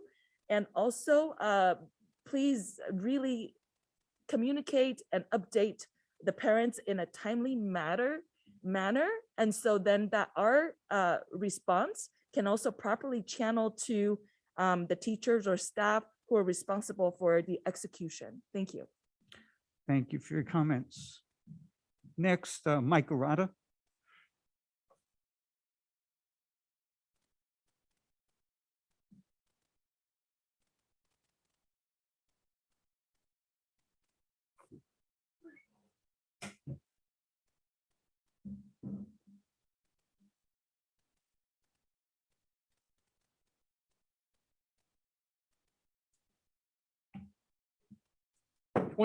U.S. Code Section 3401 recognizes parents as the primary educators of their children and says that schools and other institutions are to support that parental role. But even when mask mandates end someday, San Ramon Valley schools will predictably still be subverting and usurping that parental role and harming the minds, hearts, and souls of the district's children in your charge. And they'll be doing that with your double-barreled equity program. Part A is an alleged anti-racism curriculum, which is itself overtly racist. Two adopted textbooks illustrate the program's harmful, bias, and prejudicial content. The deceitfully titled, "This book is anti-racist," capitalizes all races but white and says that being racist against white people is not a thing, quote unquote. So it's okay, says the author, again, quote unquote, to have prejudice against white people. In short, the book is truly racist. It's a mindless, white-hating caricature of anti-racism. Another book, stamped Racism, Anti-Racism, and You, which your seventh graders read, urges them to check out murder and rape celebrating gangsta rap as a source of change and empowerment. Again, quote unquote. Part B, district's equity program, meanwhile, is LGBTQ activism with promotion of sexual dysphorias and politics at ever younger grade levels. Formalizing of aggressive LGBTQ activism began here in 2003. The Gay, Lesbian, and Straight Education Network reported having worked for 2 years behind the scenes, unquote, with SRV school administrators to enable gay-straight alliances, now generally referred to as gender sexuality alliances. GSA activism then moved quickly from high schools into middle schools, and now 4th and 5th graders are being targeted in LGBTQ gatherings called Prism Clubs.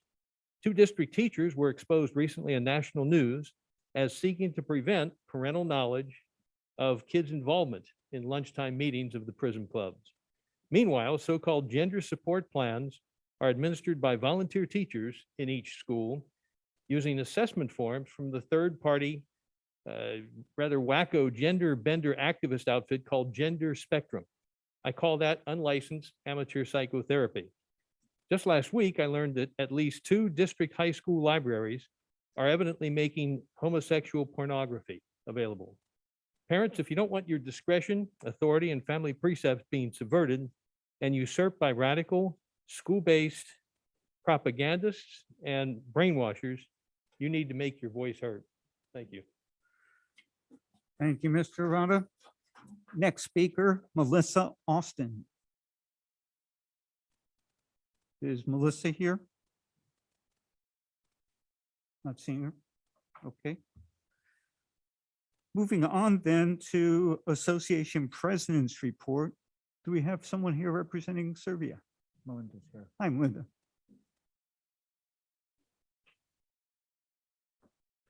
Good evening, everybody. Happy New Year. My name is Melinda Daly, and I'm Serbia's Vice President. I'm standing in tonight for Laura Finko, who is tending to a family obligation, and I appreciate the opportunity to provide an update to you. As 2022 immediately kicked off with more confusion, stress, and questions, Servia members once again rose to the occasion to do whatever it takes to support our students. While other districts around us were forced to close due to staff shortages, our members showed up and stepped up. As one teacher put it when updating me on coverage needed, the staff rallied and everything is covered. Rallying is what we do here in SRVUSD. We know that it takes all of us working together to ensure our students get what they deserve. I want to emphasize that this is a whole community effort. A few months ago, Servia President Laura Finco put the call out to the community for those who could look into joining the substitute pool and or volunteering on one of our campuses. There is a significant need. Even though less than 10% of our teaching force was absent last Tuesday, as Dr. Malloy mentioned, which is pretty on par for a regular school day, even without COVID, there were still not enough substitutes to cover all of the vacancies. The normal sub pool usually includes a high percentage of retired educators. And with the complexities of COVID, many of our retirees just do not feel that they can substitute on campuses right now. Governor Newsom recently signed new executive orders with the intention of alleviating some of the crisis. This is where the community can really help. So I am echoing again the call for those who can. Please review the new updates on substitute certification and contact our HR department. We could really use our village at this time. And just to note, and a thank you to many of our management partners who are going on to campuses to help sub or cover yard duty. I was just recently back on the Stone Valley campus last week to help out. We need everyone, and this is something that everyone can do. I am emphasizing this because just as in the spring, we continue to do everything we can to keep schools open legally and safely for our students. We were able to open as quickly as we did in the spring of last year because we were committed as a labor management partnership to get our students back on campuses as soon as the state tiering system allowed us to. We appreciate the continued partnership with management as we navigate through COVID and all its ever-changing challenges so that we can best support our students. And finally, on a rare non-COVID related note, as we honored Dr. Martin Luther King Jr. yesterday, a quote of his stood out to me. In an article entitled "The Purpose of Education," Dr. King wrote, "The function of education, therefore, is to teach one to think intensively and to think critically." And later added, "Intelligence plus character, that is the goal of true education." As Servia educators to continue to uphold the goals and mission of Dr. King, not just yesterday, not just during Black History Month, but every day, we appreciate the support and the trust of this board and our community. Our students are the ones who thrive when we all work together on this mission. Thank you. Thank you, Melissa. Were there any other association presidents? Not this evening. Okay. Before I go on, Scott Rafferty, I had two cards for you. One of them said specifically 10.1. Did you want to speak on non-agenda items as well? Please come up at this point. Sorry for the oversight. I'd like to speak about how we got here, how we got to a school board which hears only from anti-vaxxers, and there's not a single member of our amazing South Asian immigrant community on the board. Among your speakers, why did this happen? And it happened because this board defied the law. We went 3 years ago to ask all the jurisdictions in this valley to give this community an equal chance to vote, the same chance, the same opportunities that my grandparents and your ancestors had, to have Florida Valley have neighborhood representatives. Everyone else cooperated. But you, Mr. President, said they can't dictate to us. And Excuse me, what did we- Mr. Rafferty, you seem to be talking on item 10.1. No, I'm not. I'm I just want talking to about the confirm. past. That's fine. Please do not interrupt, because we've already, I mean, you're creating an environment where people who care about their health, I stood outside for 2 hours to make this comment. A lot of people are not comfortable coming into a public room and sitting for 2 hours. And you do not honor your public by excluding Zoom comments that are available to practically every other district in this state. So instead of cooperating, you said that the California Voting Rights Act was Orwellian, offensive, sickening, twisted, stupid, and written by idiots in Sacramento. Now, the person who said idiots in Sacramento was retired by the voters in his own neighborhood, and they weren't Asian. 77% of them voted for somebody else. And you, Mr. Mintz, said that you would be punished for the color of your skin if each of your colleagues was not given a custom designed separate trustee area. When you stand for election, you will not be punished for the color of your skin. You will be judged on the basis of your character. And the voters may very well care that you denied equal rights to this important community and to other minorities in this district. It was funny, perhaps, 3 years ago, before the Proud Boys, when we heard Helen from Doherty Valley say that there was a communist conspiracy, that Huawei was financing district elections in an attempt. Excuse me. Please, Would you please stop excuse the me, time? excuse me. He's speaking. Ms. Chairman, please. You're out of order. Madam, you're out of order. Please restart my continue. time. Please continue. Please continue. When she behaved like this, when she disrupted those meetings, the Asian witnesses walked out the room. That's how we got here. And I will talk about the future, but none of you, at least the three of you who participated in that, have no business in holding a redistricting hearing, the only one redistricting hearing in this district, in an in-person only setting at the end of a very long meeting.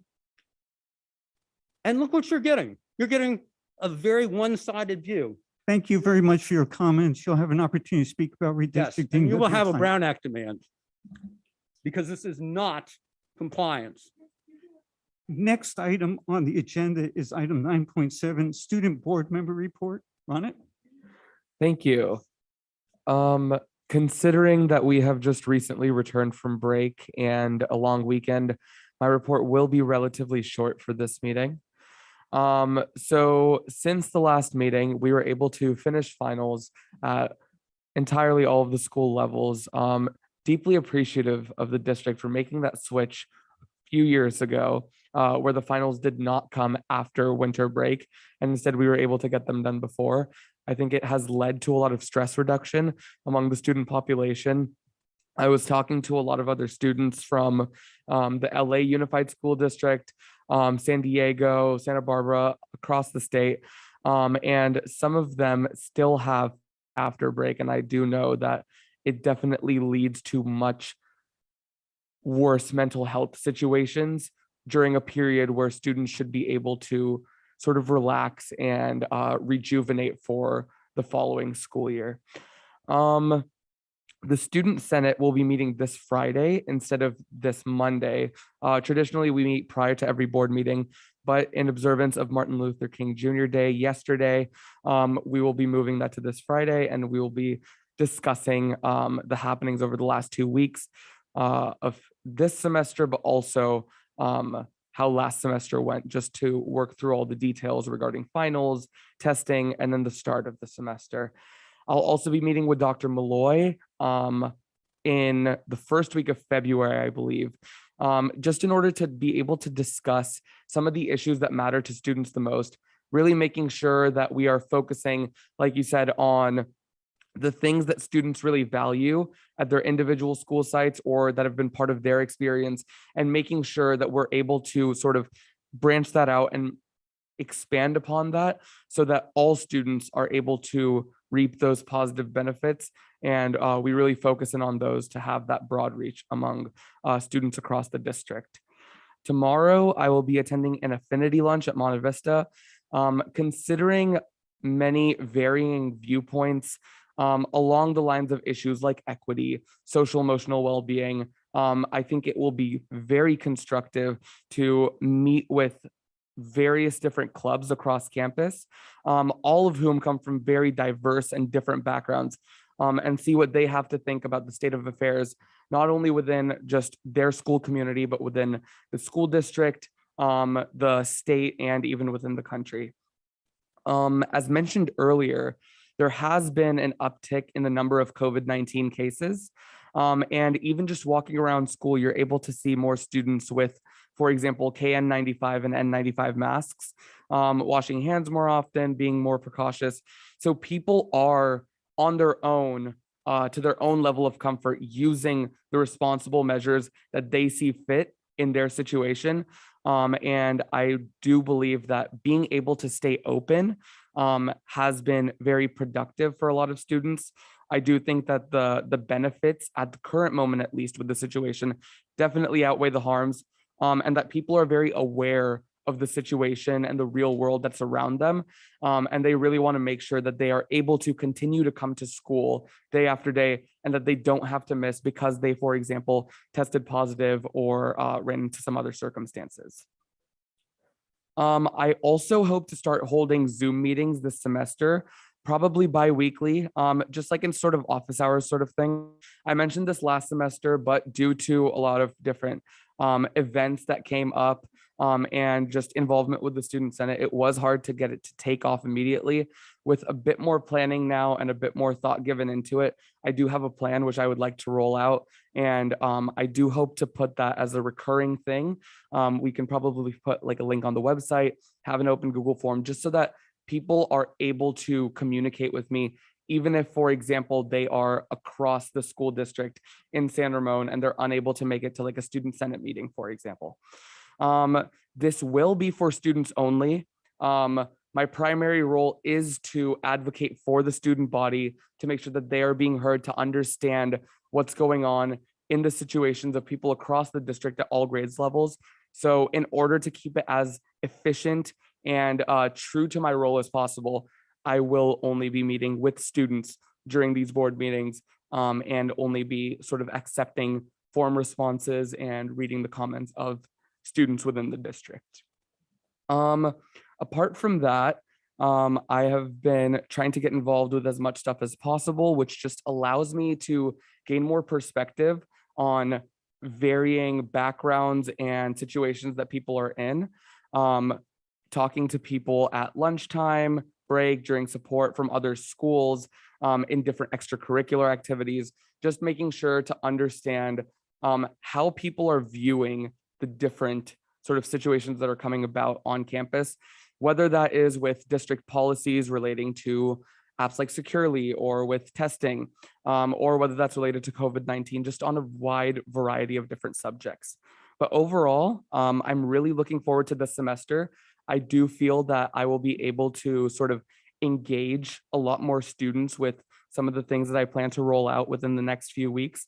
And I hope to relay that information as effectively as possible at future meetings as well. So thank you. Great. Thank you very much for your report. I do have one speaker card on your report. And again, this is Helen of Doherty Valley. Helen, I just remind you that your comments are related to our student members report only at this time. Okay, because I had to go out there to talk to that lawyer, Scott Rafferty, who is not a member of our community. Just on item I want to 9.7. know if I had missed these 3 items. I would like, a clarification if you don't mind.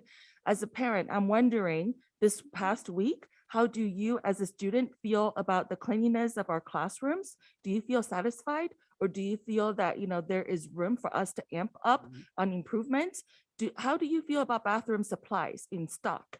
In the past, we have had, periods that were sort of like, out of supplies, stuff like that. I'm wondering, how do you feel about that? And also, we had some discussions about lunch in the past. I'm wondering, do you feel that our lunch is meeting the nutritional requirement, which can also help increase and fortify the immune system of our students? I'm wondering about your opinions in those three areas, which I don't know if I had missed. If I had missed, I apologize, because I had to go out and find out why that activist was able to be. Helen, allowed thank to you very speak. much for your Thank you. comments. Ronit, possibly in your next report, you can respond to some of those things as well. Okay, thank you. Moving on to our action items at this point, item 10 point. Oh, first, Melinda, I'm sorry, I called you Melissa before. I just want to make sure I covered that. Thank you. Item 10.1, public hearing. This is a presentation regarding the redistricting process and public hearing regarding trustee area map revisions. And I believe Danny Hellman is going to cover this one for us. Thank you, President Mintz. I'm going to go ahead and kick this off, and we have one of our team members on this, legal counsel Harold Freeman from Lozano Smith, who's in the audience, who I believe is then going to introduce and discuss some of the details from the demographer, Doug Johnson with National Demographics Corporation. And there's a presentation that we'll go through slide by slide in a couple minutes here. The item here in the packet, I just wanted to go ahead and read through it to highlight for the record and for anybody watching at home or who hasn't had a chance to look at the packet, that the district completed this redistricting process to transition from an at-large to a by-trustee area. That was back in 2019. In a by-trustee area election system, each trustee is required to reside within a defined trustee area and is elected only by voters in that trustee area. Per Education Code 5019.5, upon the release of U.S. decennial census data, school districts that use by-trustee area elections are required to evaluate whether their current trustee areas have approximately equal population using the new census data. As a general rule, the variation in total population among trustee areas must not exceed 10%. If the total peak variation exceeds 10%, trustee area boundaries need to be adjusted. The process is referred to as redistricting. The district has hired professional demographers, National Demographics Corporation, to conduct a study of the 2020 census data to determine whether the current trustee areas are population balanced. NDC has determined the total peak variation between trustee areas exceed 10% and trustee area boundaries will need to be adjusted. NDC will present information regarding the redistricting process and discuss the results of the 2020 census at our meeting tonight. NDC will further present the findings of their study. Legal counsel for the district, I already introduced Harold, is also here. Following the demographer's presentation, the board will then conduct a public hearing to gather and receive input from the community related to the trustee area boundary map revisions prior to the demographer's preparation of a proposed new map or maps, depending upon how the conversation goes. This districting process will be transparent and everyone will have the opportunity to provide their input on the proposed revised maps. The board anticipates holding additional public hearings through the process and will ensure any proposed maps are posted on the district's website. The board will adopt a resolution establishing election district boundaries no later than February 28th, 2022, the deadline established by law. After adoption of a new trustee area map, that map will be sent to the county superintendent of schools and the county registrar of voters. The county registrar of voters will then adjust precinct boundaries before the filing deadline for the November 22 trustee election. The new map will be used for the first time for the November 2022 election. Harold, would you like to come down? Good evening. Good to be here with you tonight. I wanted to lead off just by saying I am a resident of this school district, and you may not hear it as often as you should, but we really do appreciate the volunteer work of the board members and the hard work of the staff. And so I'm happy to be here with you tonight. I just wanted to briefly set the stage for Doug Johnson, who is the demographer that will be doing the presentation, by explaining that when you went through the process to become a by-trustee area district for the 2020 election, there was a very specific procedure you had to follow. You had to go through a series of 5 public hearings. You ultimately had to get approval from the County Committee on School District Organization. We're now into a different process, a redistricting process, where every 10 years, as you heard, you have to revisit your data based on the US Census to see if you have to rebalance the district. There is no process that is set out in the code for how many public meetings you have to have, what the process has to be. What we know is that if you adopt a map, if it is needed to be adopted, and Doug will discuss that with you, you have to do that by February 28th. If you don't, it goes to the county committee again to decide. If you do, the county committee is not involved. So it's really up to the district to decide what process it will follow.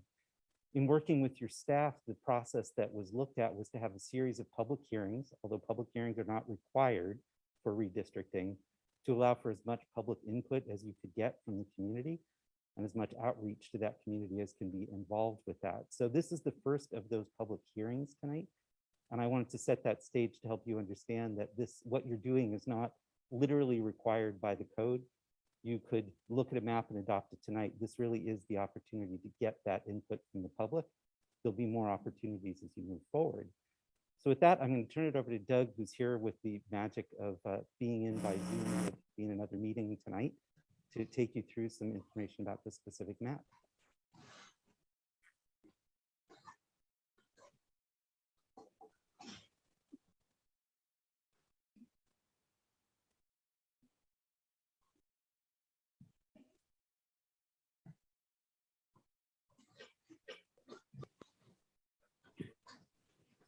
Sir, we're unable to hear you.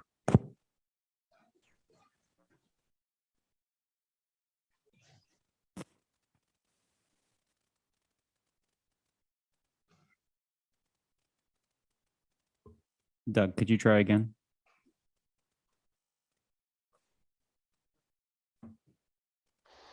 Can you hear me now? Oh, there it is. Yes, we we go. could hear you. Sorry about that. Oops. Okay. Okay. So, sorry, I was just asking, should I share my screen or should I just ask for you to advance the slides there? I can share this screen, Doug. Oh, perfect. Okay. Thank you. So if we go ahead and go into the second slide, it's the redistricting rules and goals. Sorry, Doug, 1 second.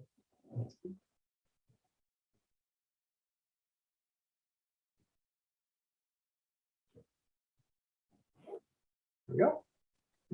Slide 2. Yeah, perfect. So this will sound familiar since these are the rules that were in place the last time we went through this process. We have 2 sets of rules and goals. First is the federal requirements. So we have to have essentially equal district populations in each of your trustee areas. We have to comply with the Federal Voting Rights Act. And we have to avoid racial gerrymandering, which ultimately boils down to race can be a consideration in the drawing and adopting of a map, but it cannot be what the law calls the predominant consideration. So those are your statutory requirements. Then what the courts have acknowledged is a series of traditional redistricting principles or goals. So again, these aren't requirements. These are more traditional good government type rule goals of this process. These are things like keep communities of interest together, try to keep the trustee areas compact, contiguous, and following visible, easily understood boundaries so the trustee areas are easy for the voters to understand. The courts have said you can respect the voters' choices by trying to keep current trustees in separate seats so that re-election decisions are left up to the voters rather than dictated by the movement of a line.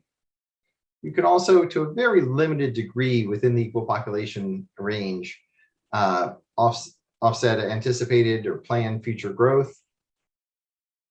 And then 2 things that are new for this time around, because they only apply to redistricting, they don't apply to districting, is you can try to minimize the number of voters who are shifted from a trustee area where they're currently expecting to vote in 2022, but sometimes in redistricting, people get shifted to a different seat that's not going to vote until 2024. On the other hand, some people get shifted the other way, but that tends to be less of a concern than people whose vote is delayed. So you can try to minimize that, although some of that is fairly common and often inevitable in redistricting. And then the last traditional principle of redistricting would be you can try to preserve the core of the existing election areas so that the folks who worked together and networked and made connections with their neighbors to try to influence the last election can keep those networks in place and continue to work with those same networks of people in future elections. So again, we have the federal requirements and then the traditional principles or goals to consider as we go through this process. We can go to the next slide.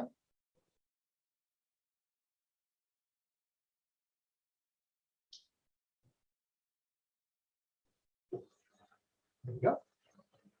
So this is your current map. It's showing each trustee area number, and then the percentage below that is the percentage that the trustee area varies from what's called the ideal population, which is essentially the population of the school district divided by 5. So you can see areas 4 and 5 are very close, 0.5% and 2.5% off from that ideal. Area 1 is farther off at 6%. And then the largest and smallest are area 2 at 9, a little over 9% short, and area 3 at about 12% over. Now, the way the law works is the difference between the largest and smallest has to be less than 10%.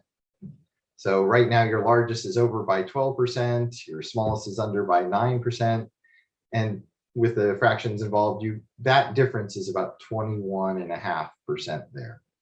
So we need to go from 21.5 to 10% difference between largest and smallest. The nice thing is that your two trustee areas that are most out of balance are next to each other. So at a minimum, you can just simply move population from area 3 to area 2 and leave the other trustee areas as they were adopted the first time around. So if we go to the next slide.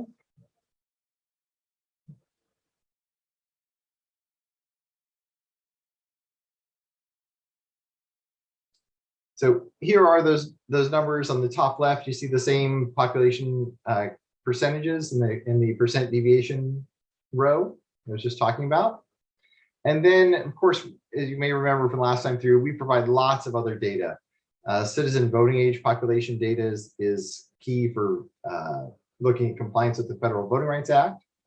And in particular, you can see or the largest protected class under the definition of law is the Asian Pacific Islander community in this district. And you can see current area 3 is 58% of citizens of voting age are from that protected class. So they are a majority of the current area 3. The other protected classes that we want to check on for Voting Rights Act compliance would be percent Latino or Hispanic. That population group is only 6% of the district and is not geographically concentrated in an area where they're going to be anywhere near a plurality, much less a majority of a trustee area. And similarly, your African American community, this is non-Hispanic Black here, is not large enough where it's going to be a plurality or anywhere close to a majority of a trustee area. So that citizen voting age population data we look at for Voting Rights Act compliance. And then on the right-hand side is really the socioeconomic data that we look at when trying to identify communities of interest and ensure that we're keeping communities of interest together. So there's a lot of data. Residents who are interested in focusing on different things can look at the data here, everything from Asian language spoken at home to income levels to in the bottom right, you can see rented versus owner-occupied housing. So lots of data available for every trustee area in this plan. So go to the next slide. I mentioned that the two trustee areas that are most out of balance are next to each other. And it turns out that a fairly simple transfer of population would bring those two trustee areas very close to balance and bring the entire map overall to within the 10% range allowed. So you can see that where the arrow is pointing, the darker blue area, that area is currently in area 3.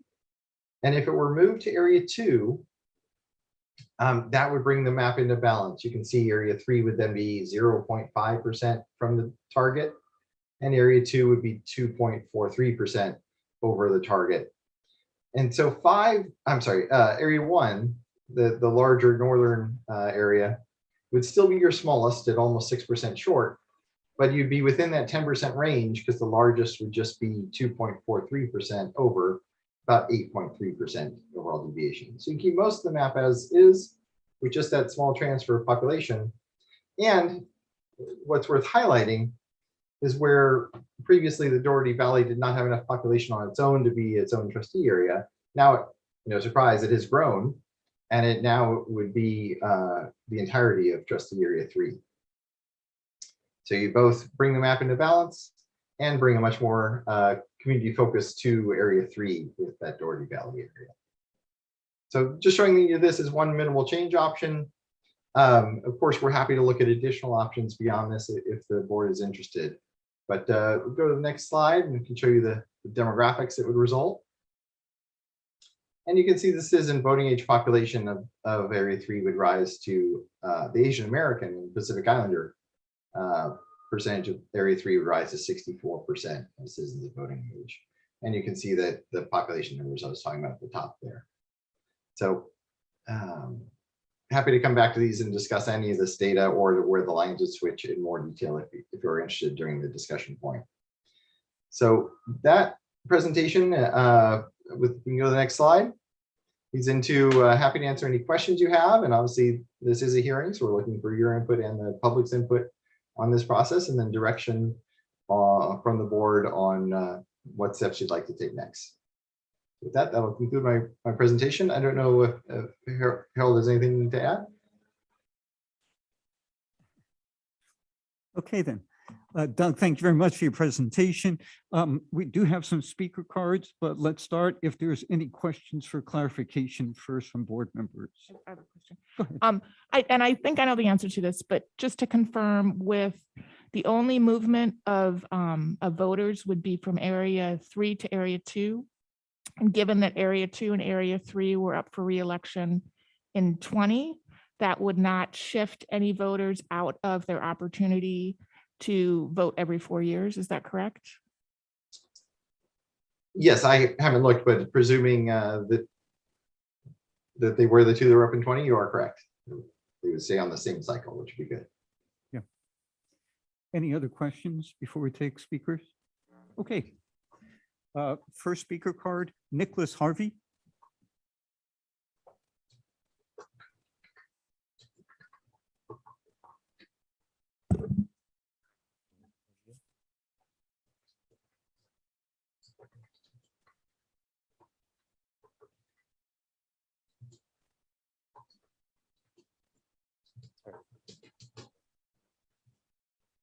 Good evening, board members.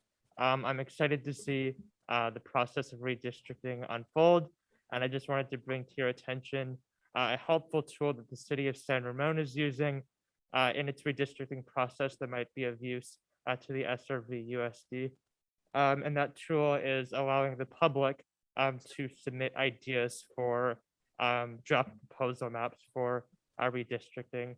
And specifically, the city of San Ramon has 2 different ways that they are currently asking for public input. One of which is asking the public to directly draw ideas for draft proposal maps.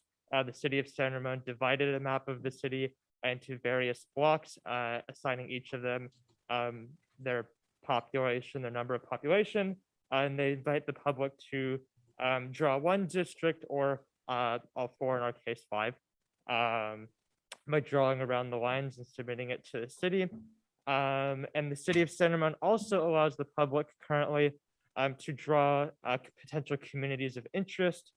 It's very open with the basic map of the city. And members of the public are allowed to draw communities of interest that they believe are communities of interest and submit those to the city. In addition to allowing the public a more direct voice in how their representatives on the board are elected, this would also be a very powerful civic education tool, aligning with the district's goal to educate students specifically about how civics works.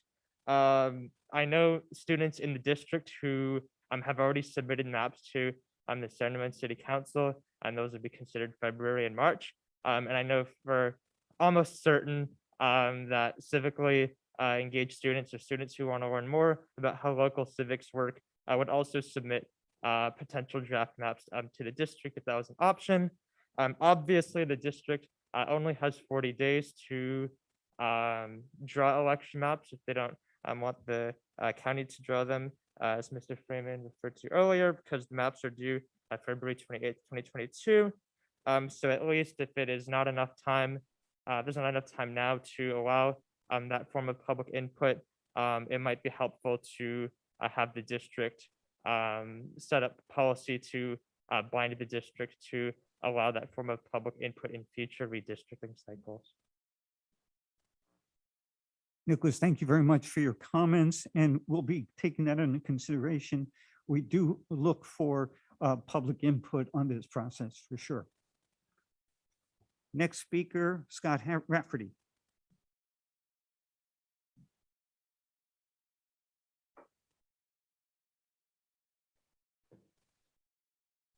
Well, I do agree that this is the only hearing required in redistricting in most, in the ordinary school district. And it's very late in the evening and very few people, and that's a problem.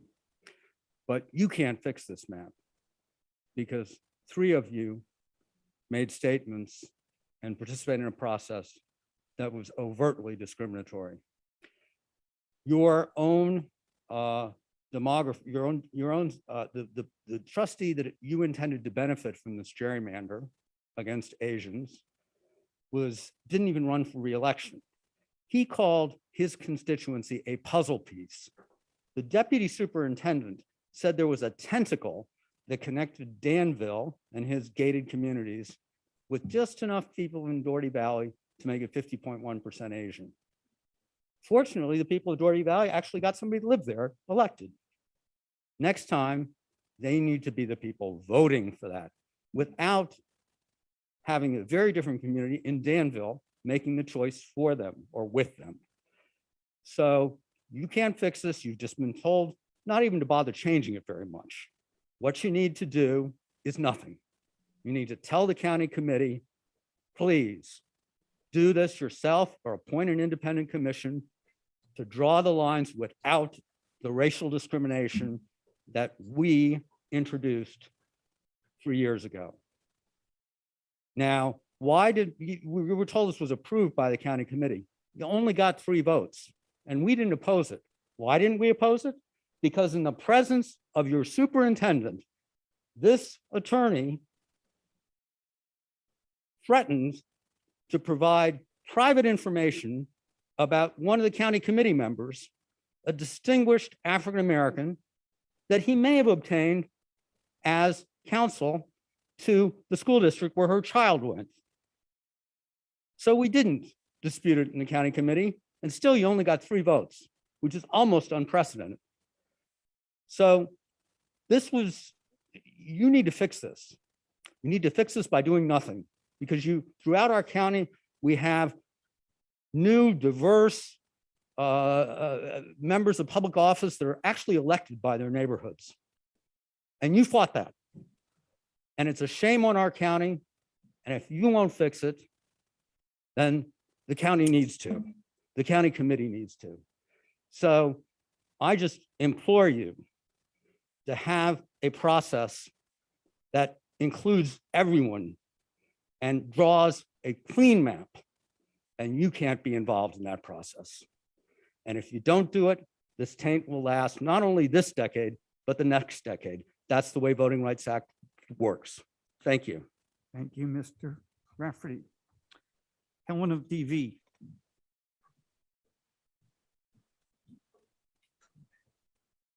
This is a sham.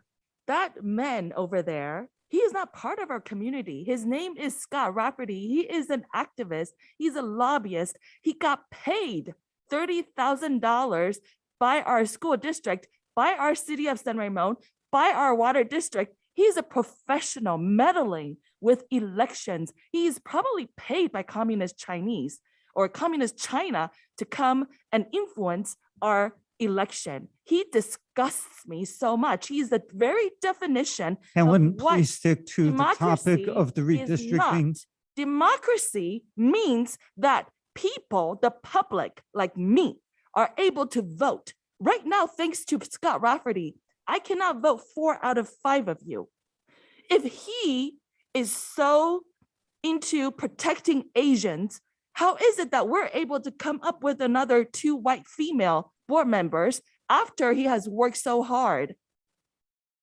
He is getting the money to put in people he wants elected and do whatever agenda he has, which is liberal, which is making sure that you all have certain agenda that apply to our students that make them happy, that make communist Chinese happy.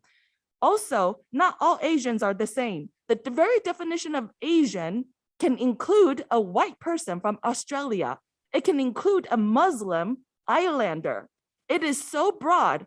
Are you going to elect every ethnic group onto this board? This is so unconstitutional that now the public cannot vote for the people who make very decision that impacts my life, my students' life, because of this Rafferty. And also, who was the presenter that just took place? If he is unwilling to come here physically, you should not hire him. How much are you guys paying these lawyers to meddle with our election matters? It really scares me. In addition, all the data that he just quoted, he forgot to reference the authority. Where is he pulling up the numbers that District 2, District 3 needs more or give up this? Where is he coming up with those data? If you don't authenticate them, it tells me, Mr. Mintz, are you friends with these people? Maybe you guys have hired these people without us public knowing, and you should disclose that. If there are private connections, knowledge, friendship, or even colleagueship, you should tell us, disclose that. It should be illegal for you guys to just hire people you know and then come and try to meddle with who we can vote. This is absolutely Thank you very much for your illegal. comments. I have no other speaker cards at this time, so I'll return it to the board members for any comments you might have on this topic. I would just like to reflect a little bit about my memory from our meetings on this topic in 2019. I do remember there were multiple public meetings. There were tools and maps and all kinds of things that engaged community opinion. But at the first meeting, it was our job to define criteria. And we heard from a number of the members of our public, including Helen of Doherty Valley, including Mr. Rafferty, and including many other people. It wasn't a full room, but there was more participation than just the 2 people who talked tonight. And one of the underlying themes was partly what Helen did allude to, was that it was a shift for our community to go from getting to vote for 5 trustees, 3 in one session, one cycle, 2 in another, to only getting to vote for 1. And they said to us overwhelmingly, except for Mr. Rafferty, we want you to include a way for all of you to stay on, not to ensure that you do, not to gerrymander, but to make it possible. And I remember Helen standing up there and saying, I don't even know all of you that well, but I like you and I commend you because you do this good work for our students. And so when we created the criteria, that was part of it. And so when certain board members live within a few miles of each other, but their community is saying, please draw the boundaries so that I have the opportunity to vote for all of you, or someone has the opportunity to vote for all of you, please do that. So we had a lot of different competing imperatives. And yeah, some of the shapes are a little odd, but they're really, they meet the criteria that was described by the demographer, contiguous and communities of interest, and then following the actual goals of the voters' right, which was what Mr. Rafferty brought to us. So to represent as he did that we backroomed, finagled this is really not accurate. And I just feel like that has to be stated. Because he and I suppose a few others, I think it was just him, protested what the final map we chose was. It did go to the county, and we had a meeting in here with the county folks sitting in our seat, and they approved it 3-2. I don't remember a whole lot of discussion. I remember some questions about our process, and when it was all said and done, they said, yeah, you did your job. So I just think it's important that at least the facts from my perspective are laid out there. It's a beautiful solution, what is being, suggested. Swap the two adjacent areas, as Laura already pointed out. They both already voted. It's also important to present from Mr. Rafferty's point of view is that it was a very healthy election cycle. There were 3 candidates in each of those trustee areas. They ran solid campaigns. They had a variety of people running for those positions. Shelley unseated an incumbent as it was, and Laura was running in a field of 3 brand new people, but they won solidly. So to be representing this in the way that was just represented is really not fair. That's all I have to say.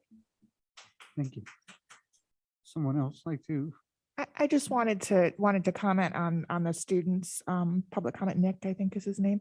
While I know that this year there's a time issue and stuff, I do think it's interesting with this idea of engaging students in this process. And that doesn't mean, it more of an opportunity of teaching them and learning them about this process and giving them an opportunity to understand what this is, because this really is, it's government 101, it's civics, that kind of thing. So I just wanted to kind of throw that out there, this idea of maybe 10 years from now when the next census comes out, we do this again, that we use this as an opportunity. And to Helen's point, it was the census that was where that data was from, that we all went through in 2020. So it's an every 10-year process where the government collects that data.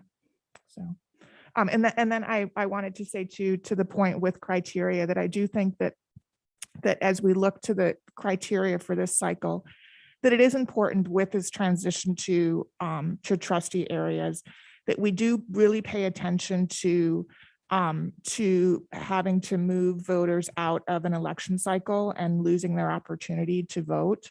And so I think that when we do look at, this solution to me is very elegant, in that it doesn't, we don't lose sight of that. And I think that if we are looking at other options with the redrawing of the map, that we look at that as a criteria that kind of elevates above some of the other things. Any comments? Yeah, I just Susanna? want to add that, totally agree with you too. But if I remember, when we had voted, right, but we had several different maps and we were all considering, and at least from my point of view, we had a healthy discussion on, which map we would use to, start with this redistricting process. And it was a healthy discussion, and it looked, weird, I think, because, it was the first time that maps were drawn. And so there were a couple of, kind of weird, but I think that it worked out nicely now, because that was my concern. If there was any changes, some of our constituents won't have a chance for the next election. But it kind of turned out, at least this particular map, that it worked out where the 2 areas were already under the last election. So yeah. Since I obviously wasn't here for the discussions previous to this, I can just say that as a newly elected board member, when I decided to run and I looked at the map and where the boundaries were, I felt a connection to my community through the map, meaning that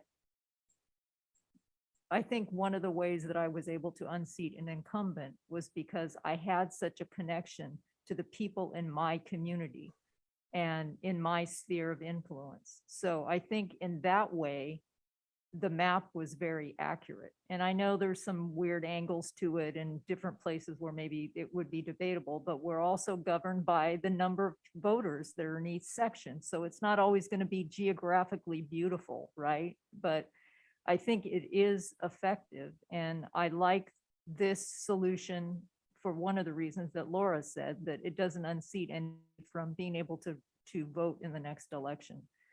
So I think from that standpoint, it's a healthy move. Just some quick comments. First, to Shelley's point, I really appreciate you mentioning your connection to the community when you were running for election. At the same time, though, I've had a problem with this process right from the start, because personally, having served on this board for quite some time, having been elected at large for as long as I have, I consider the San Valley as a community of interest, not broken down by neighborhoods. And the thing that I personally, I think that, yeah, this option seems to be a very good one, though I would be interested if anyone does have other feedback that they'd like to provide to us before we make the final decision. At the same time, because we've moved to this, we had other people who ran for office last year. However, they cannot run again for at least another 2 years. They could have run, or 3 years, they could have run this next time. But because someone is already covering that seat within one of the areas, they are excluded from being able to vote, not only just run, but vote until their cycle comes up. And I just think that that's not the way that the San Valley should be treated. I believe that our ethnicity has shifted, and yes, we have certain areas of concentration. However, I prefer that, and this goes back to my time on the Parks Commission for San Ramon.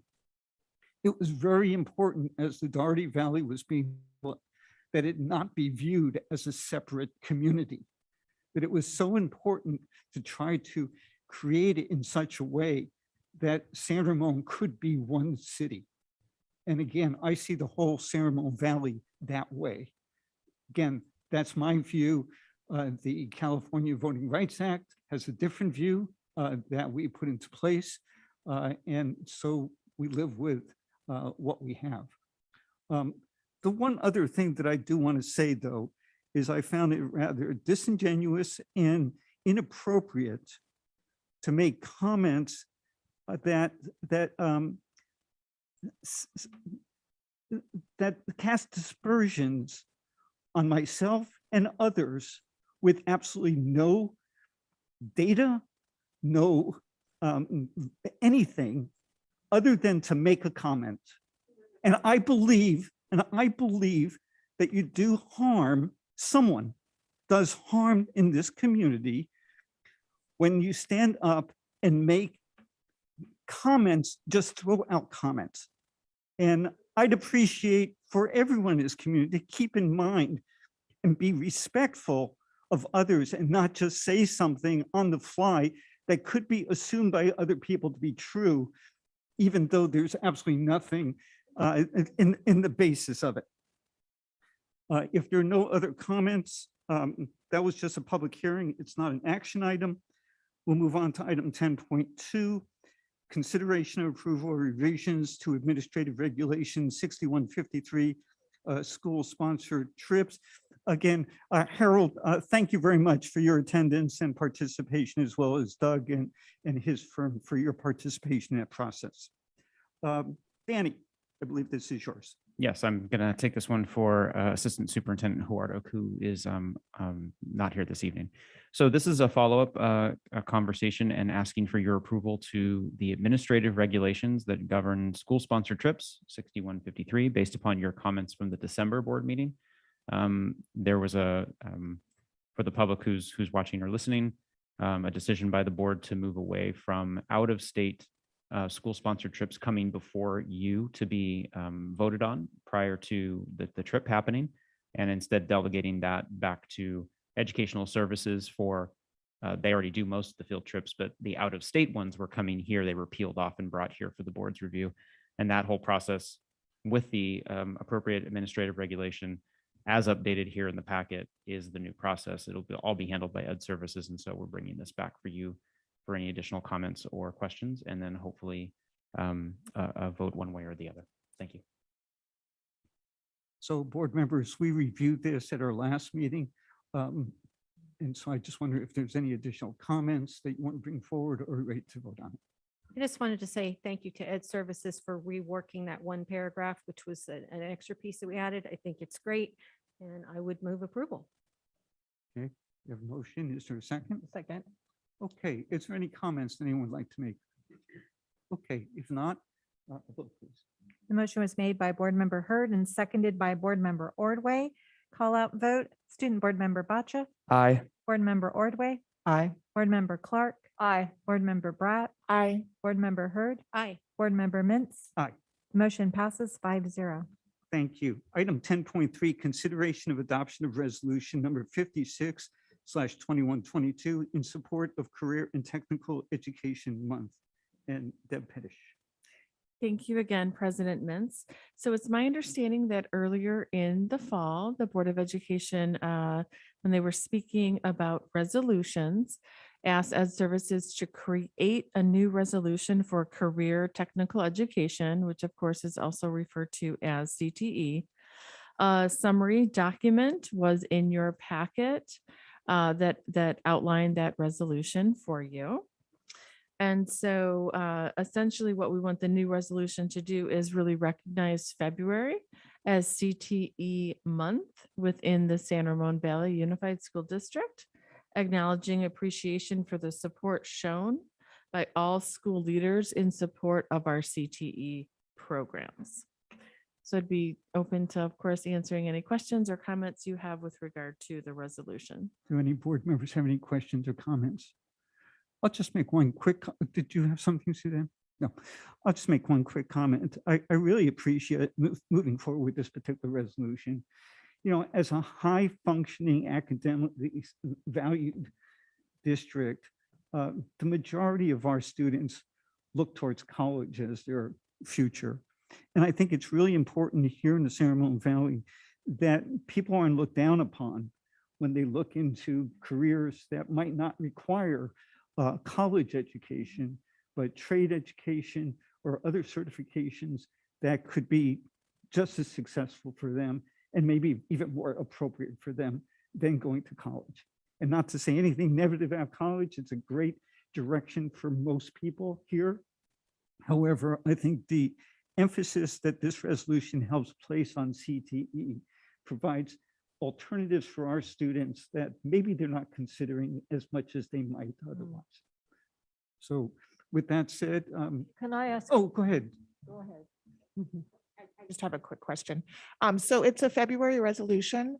Will we have an opportunity to learn more about what's happening with CTE within the school district? Will there be any kind of presentation, or will that happen next year? Oh, it's happening now. Oh, okay. Sorry. If that works for all of you, of course. Jessica Colson, once again, would be ready to present if that's. Oh, sorry, no, we had a presentation. Anticipated. Is that okay? Hello again. I'm here Sure. representing the other half of my title. So my full title is Coordinator of SEL and College and Career Readiness. So I'm here to present the final of my presentations for the evening about CTE and the work that is happening in the districts. Really, when we look at it, CTE is probably our most fully formed example of what we are striving to do with deep learning and innovation. So if you look at goal number 2 for that strategic direction, it reads to develop and implement instructional models to engage students in learning at deep levels. And we would like to strengthen and expand our CTE pathways to meet the needs of all students.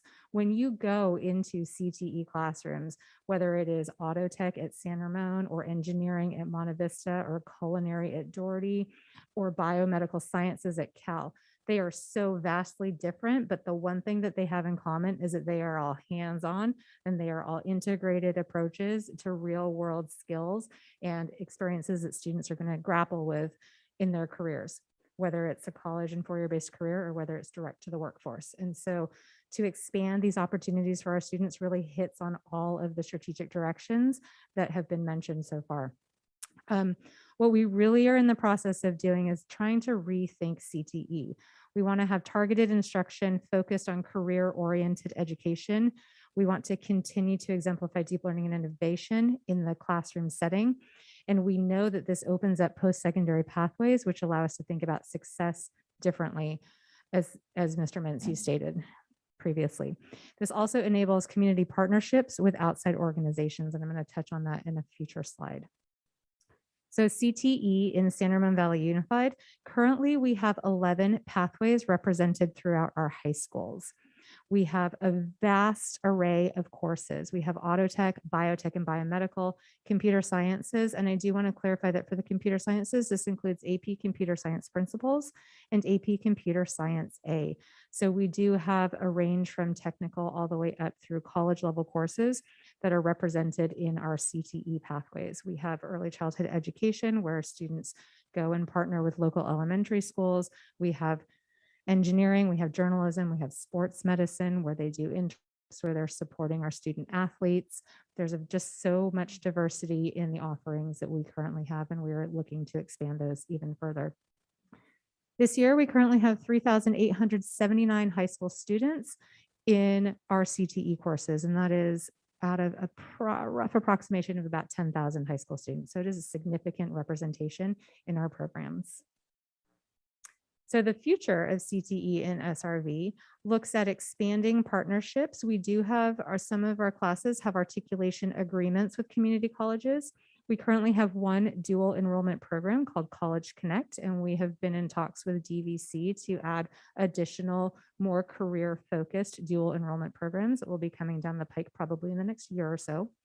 And then we, like I've mentioned, are a model for deep learning and innovation to align with the strategic directions. And the most important thing, obviously, last but not least, is to allow students to have voice and choice to expand their pathways so that they can pursue career paths that are really unique to their interests and their needs. Thank you very much. Jessica, thank you for your presentation. You're welcome. Caught me off guard. Other comments from board members? Shelley? So this is a really important program to me personally because I don't have a traditional educational path like many of our students that are in this program, but I sit here on this board and represent that part of the population. The other thing about CTE is that I have a son who is opted to go to college and who's being successful at that. But through the experiences that he had while at San Ramon Valley High School in the auto tech program, it broadened his horizons to such a point that he was able to start his own business around some of the knowledge that he acquired during that. And it's sort of dovetailed into his college experience. So while many of our students may still opt to go to college, this experience that we are able to give them here in the district through CTE is really, really just as important to me as our academics. And it's, again, very personal. My question about expanding the program, what kind of opportunities do we have for students who want to go into the trades? That's a really great question. We have tried, it's always this delicate balancing act between what school sites can support with regard to facilities, with regard to teachers, and I'm going to put a pin in that for just a sec, and then with regard to student enrollment. And so when building the master schedule, if we want to run, we did this when I was at Doherty a few years ago, we wanted to run a construction management program. We had fewer than 20 students sign up initially for the program, which means that by the time they change their mind and conflicts get sorted out within the schedule, you were looking at a class of perhaps 10 to 12 students. That's untenable to run with regard to staffing and money, unfortunately. And then with regard to teachers, we have been coming up against tightening requirements with regard to CTE credentials. And so if a teacher is teaching a course that is designated CTE and they don't hold the requisite CTE credential, we get dinged for that. We get dinged on our dashboard, we get dinged financially. There are some ramifications that we are trying to avoid and balance with preserving programs and finding teachers, and then finding teachers who hold a supplemental CTE credential in addition to their regular teaching credential. And so with regard to expanding pathways, we have tried and we are continuing. We are adding a culinary and international cuisine class and an empowering entrepreneurs class this year. Hopefully we will be bringing those to you for your approval in February to finalize 2 additional pathways. We have the intro level classes for business and for culinary, and we are hoping that you'll approve those 2 classes so that we can create 2 additional pathway completions. So I'll be very frank with you, it is a challenge because of everything that I mentioned, but we are continuing to explore partnerships, like I said, with DVC, in expanded articulation agreements with more of our teachers, and then going out and finding, we have a teacher at one of our high schools who wanted to preserve a program, so he volunteer to go out and get his credential. And so we're really working with all different ways that we can to sort of beat the bushes to find the credentialed teachers and to then support the programs and then hopefully get the student interest and enrollment. And if I could just add, one of our expectations with the whole deep learning work is that the paradigms that we've used forever in secondary education, not just San Ramon Valley, everywhere, aren't working for what we just heard from Jessica. Maybe smaller numbers of kids want this pathway. So we've got to figure out how to push every lever we can, deal with the credentialing process, partner as we've heard, allow kids potentially to go to one site. We got to just think outside of all these boxes and staffing processes. We have to negotiate that because I know our union partners are open to this creativity. We just have to figure it out. Because we've been saying this forever. This is year 34 for me. And we've talked about the paradigm we have that works for many, the paradigm we want that is required for some, and how we seem to be stuck in just tinkering with the paradigm we have. We got to blow some of that up. If I could, that's a very inappropriate choice of words at 10 o'clock. Let me reframe that. We have to be creative about opening that up so that we are outside of the boxes. And I think that that's what your direction to us through our strategic directions demands. And we're just going to keep figuring it out because there's no good answer, but we got to keep moving forward for those kids that need it the most. I just want to say that during the course of my campaign, I was in contact with the building and contractors associations in Contra Costa County, and they are begging for our graduates to come their way, and in many professions that have high paying jobs. So connecting with some of those folks, and I'd be happy to help with that, might help us to get the people in place that we need, because they would maybe be willing to help us with that, to be able to present some of the things for our students. Thank you. That sounds great. One quick thing that I wanted to add, I really appreciate the CTE program, just with all of the things that it's able to provide, especially at the high school level. I really think that, like, as I'm looking into like going off to college next year, just being able to sort of explore my interests within high school itself and see what sorts of career options are out there really helps, instead of having to spend several thousands of dollars to take one class in college, for example, or spend an extra year in college because you have to switch majors because you weren't exposed to a lot of different fields earlier on. I think CTE really allows students to avoid that and to explore their interests, sort of like dibble dabble in a lot of different things.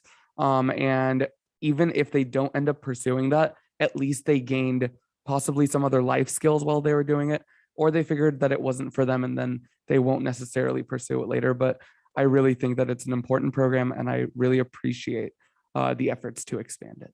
Thank you. No, Go ahead. yeah, I just want to add, just because, yeah, I really appreciate the work on not only, you know, the CTE and stuff, but I think it's really valuable for our students, because I work with high school students in my work.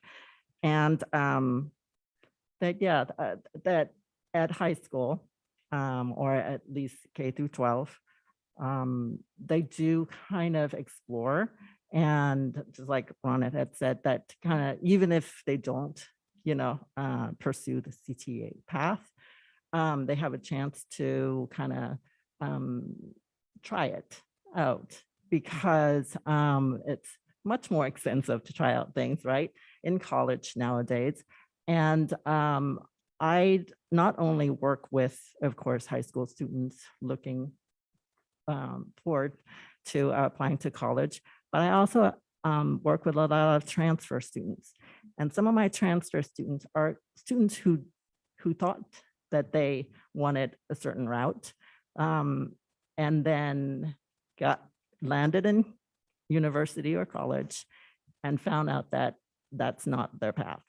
And then they have to restart. Now that's a hard lesson. That's a hard lesson for both the student and their parents and the family, actually. So I think that, that the earlier we allow our students to kind of explore both the research area and the hands-on, area, will provide valuable insight to their students as they decide. Even our UC and CSU systems, one's actually very research-based and one is very hands-on based. And if they don't mesh with the students, I guess their strengths and what they want out of it, it could kind of, there might be a hiccup down the road. So thank you for the work on this. Thank you. Laura? Yeah, and I would ask from Susanna's point about, bringing CT opportunities to a different degree and thinking outside the box for elementary school and middle school students, so that that not only kind of gives them the opportunity to see what's there, but that also kind of, it gives them an opportunity to explore in a different way, but sets them on a path so that they're aware of the CTE opportunities in their feeder high school. I know I with my 4 kids, 3 of them do the biomed CTE track at Cal, and 1 is doing the culinary track. And the thing, my takeaway as a parent from, how each of them is kind of accessing the learning in a different way, but is that what they're learning is they're learning, I use the word like actionable things. So not just, they're learning how to do something, but they're learning about how the field works. So in biomed, for example, in one of the sophomore level classes, they do a whole unit on all of the different ways that you can enter the medical field. It's not just about being a doctor or a nurse. It's about being a radiologist. It's about being, a technician. It's all of these things. And it was taught in a way that it didn't create a hierarchy around it. It just created, these are the jobs. This is what you do. What interests you about this? And so, not to go too much in the weeds, but I think that for parents and students to understand that taking a CTE track doesn't mean that now my student isn't going to go to college or isn't going to. It means that it's going to teach them about all of the broad spectrum of opportunities within one kind of pathway, right? Which I think is extremely valuable. So, and then I was just curious too, how we as a school district are leveraging the county's CTE programming, because I know that that's a big resource. So I was just curious about that. We collaborate. We have 2 reps who service the north end and the south end, Dan and Jeff, and they're fabulous with regard to supporting us at the individual sites. And with regard to hosting collaborative meetings so that we can get together with the local areas in Contra Costa County and figure out best practices. They also helped us with the development of some of the new classes. So we are utilizing them, absolutely. And I think the other thing I want to add is something that Debbie and I have talked about, Jessica, Christine, and others. We also need, as we think about deep learning and innovation, to engage our parents. And I know it's being discussed at the steering committee. And the reason we need to do that is because there are so many beliefs regarding what success, going back to our strategic directions, looks like, what opens doors and what doesn't open doors. The day is only so long, only so many courses can be taken. And if there is a very deeply held belief regarding what that pathway should be, whether that's aligning, resonating with the students' interests, strengths, and passions or not, it's just part of this work we need to do together, because it's not just about what the school district does, it's we're partnering with our parents and our caregivers. And of course, we're listening closely to our students. And then we have to get creative around all the ways. I've always said, when we get to the place where we create the option sheets or the course selection sheets based upon what our kids want, and then we wrap it all around. I mean, there's so many ideas that we've played around with for years that we've just got to pick a few, figure out how to take it as far as we can, engage as much as we can, collaborate as much as we can, and then just see where it goes. Because I think what happens is we are, as a system, not just San Ramon Valley, we get nervous and then we tinker. But I think we have to pick one or two things and just go. What do you think? There you go. We have a couple more comments on this item. However, we're approaching a 10 o'clock hour. I'd like to ask for a motion to continue the meeting until 10:30. So moved. I'll second. The motion was made by Board Member Ordway and seconded by Board Member Bratt. Call up vote. Student Board Member Batra, Aye. Board Member Ordway, Aye. Board Member Clark, Aye. Board Member Bratt, Aye. Board Member Hurd, Aye. Board Member Mintz. Aye. The motion passes 5-0. Thank you. So I just have one quick comment, and that has to do with the comments made about working with DVC particularly. I think there's a lot of opportunity in terms of expanding our commitment with them. The other thing is not just to look to DVC, but to the community college district, because, for instance, Los Medanos in our district, and even Los Positos in Southern District, offer different types of things than DVC. DVC, particularly in San Ramon, tends to be much more computer sciences oriented, for instance. We're at Los Medanos, very much more oriented towards the trades, given the population that they generally serve. So I think for when we start talking about individual students and what their interests are, trying to find ways that we might be able to better connect with the community college as one of those resources that can help direct us and work with us in that regard. Before we do vote on this item, I do have one card, a speaker card from Helen.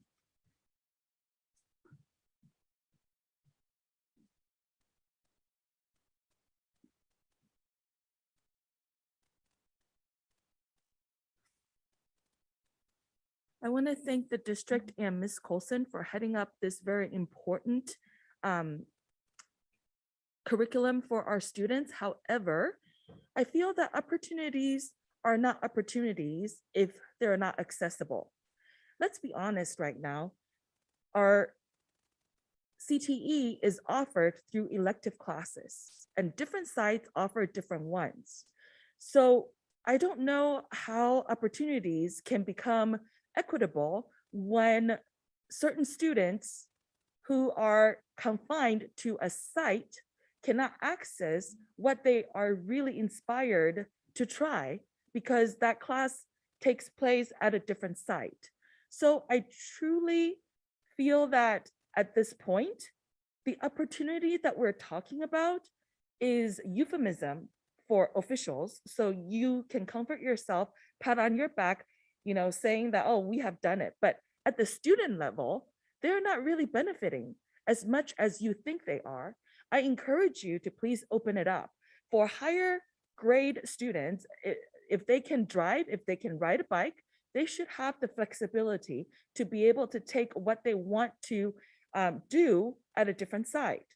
Secondly, if Ms. Colson said that credentialing is a problem, how about if we gap the staff limitations by either giving scholarship to our staff and encourage them and enable them to be credentialed, or help them to be able to bridge that credentialing gap by working with our local businesses. So then we're still satisfying the credentialing part by giving honest curriculum to our students, but then we're not tied down by credentialing requirements. In addition, I feel that these skill classes need to be accompanied with businesses skills as well, because most likely these students might want to someday have their own business. We should be able to teach them some business skills. And I would like to see expansion onto these subjects. Construction, it was mentioned before, agriculture, bookkeeping, and also sewing or seamstressing. I think these are all very important skills that we have yet to explore. And that I hope we can please give some time and budget to these areas if it's possible. Thank you. Thank you. So unless there are other Can comments. I ask another question? Sure. About funding, and I know this is probably a discussion for another time, but just briefly, how are we supported through the state?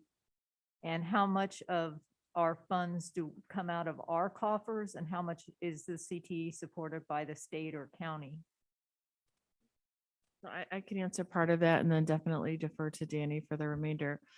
So we, instead of applying as an individual LEA for the CTE grants, what we do and what most districts around here do is we partner with our other LEAs, and the county applies for the grants to represent us as consortium.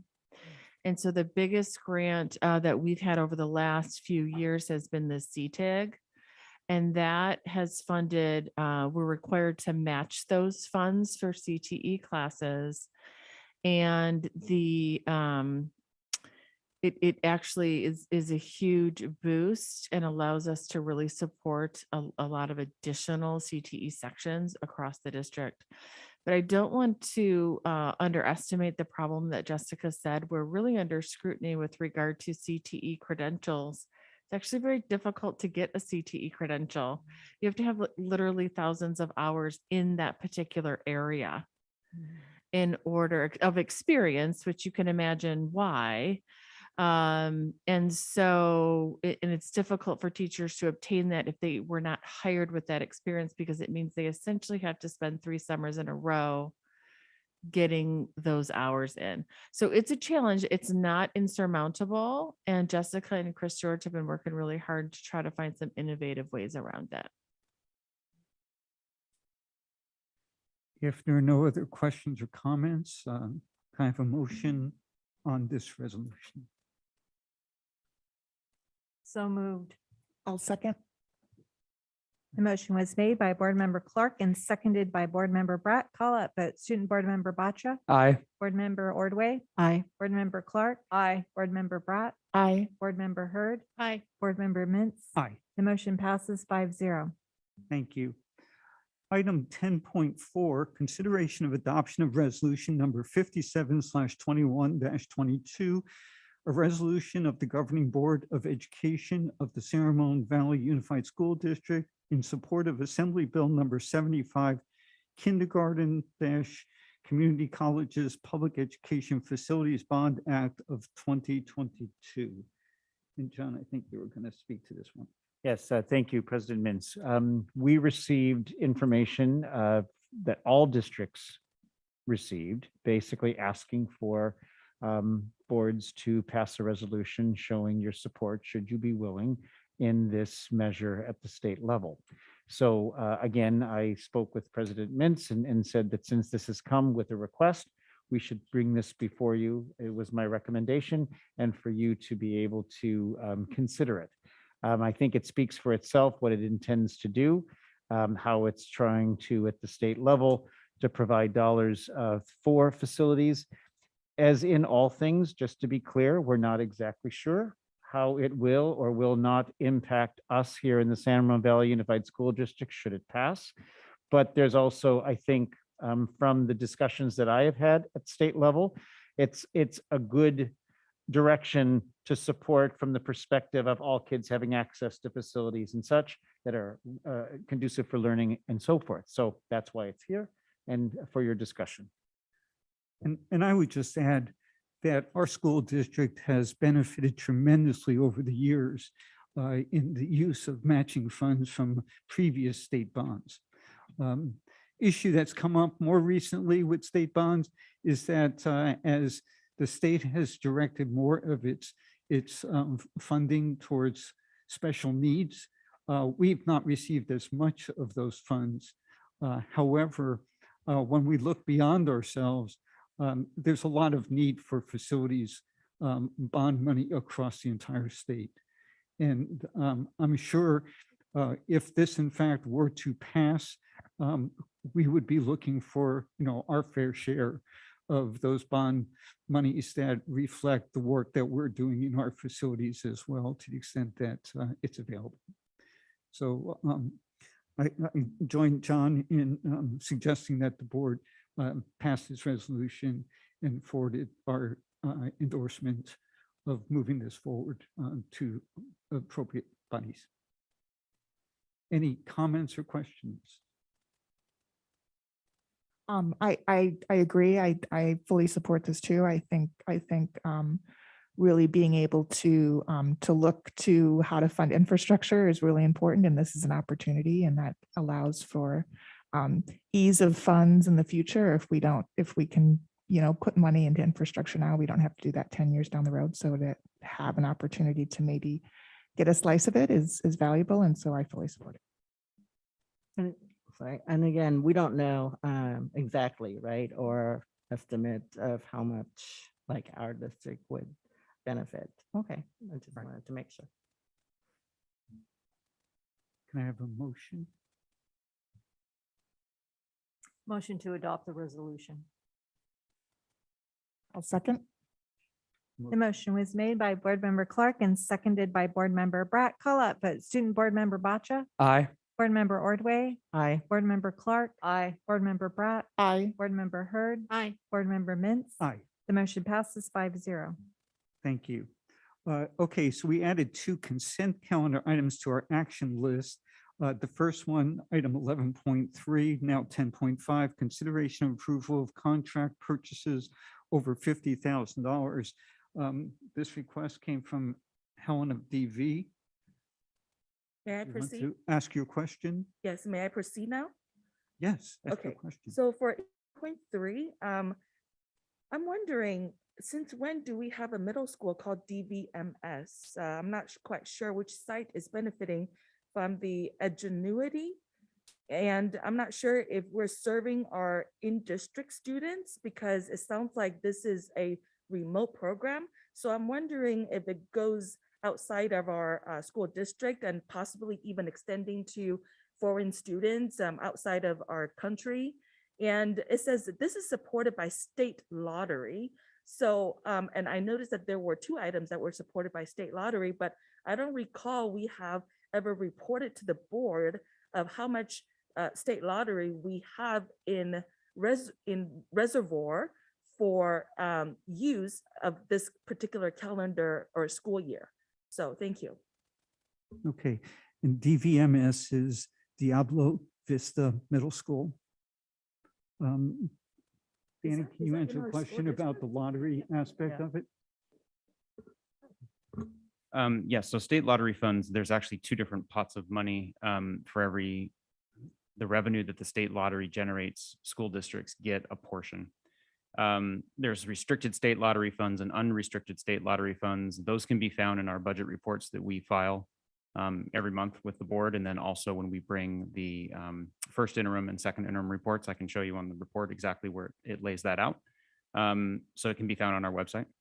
And then you covered the school name part. And then was there a third thing? Remote, No. it's remote, so. is It's it not remote. No, no, Diablo Vista Middle School is on Tassajara Camino Tasajara, thank you. Kind of across the street from the Blackhawk. It's before you get to the East Gate.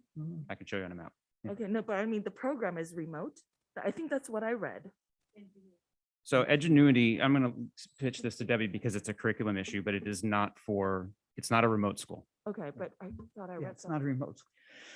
So Edgenuity is an online curriculum, but students will be attending class with a certificated substitute teacher in that class. The students will have Edgenuity as a curricular support.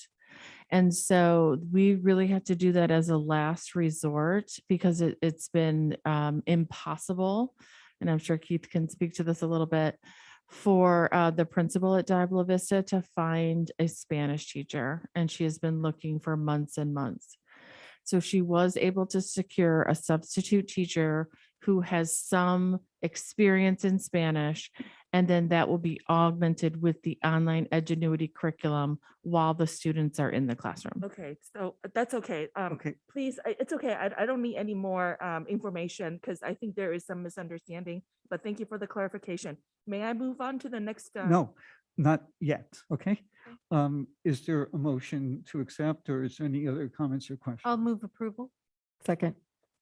You have a motion and a second? It was the second Ordway. Yeah. Thank you. The motion was made by Board Member Hurd and seconded by Board Member Ordway. Call out vote. Student Board Member Batra, Aye. Board Member Ordway, Aye. Board Member Clark, Aye. Board Member Bratt, Aye. Board Member Hurd, Aye. Board Member Mintz. Aye. The motion passes 5-0. Thank you. The other item that was pulled from consent, now item 10.6 was 11.5 on the consent calendar, has to do with consideration of approval of the Williams Uniform Complaint quarterly report. I have two speaker cards on this item. First one that came in was from Mike Arata. It's okay. Okay, go ahead, Alan. Oh, it's okay? Yeah. Okay, thank you. I appreciate that. Okay, so when I read this, I thought it's about uniform as in your clothing. It's completely, different. And I was thinking that this particular complaint method really has not been explained to the public at all. For example, I've been here for probably close to 10 years now. And this is the first time I'm understanding that there is actually a tool that I'm able to complain about lack of textbooks or inappropriate textbooks, or there are facility issues.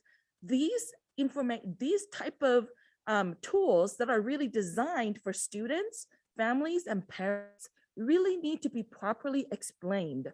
So I feel that right now, for example, our community, I can recall in the past few meetings, there were at least 3 textbooks that were complained.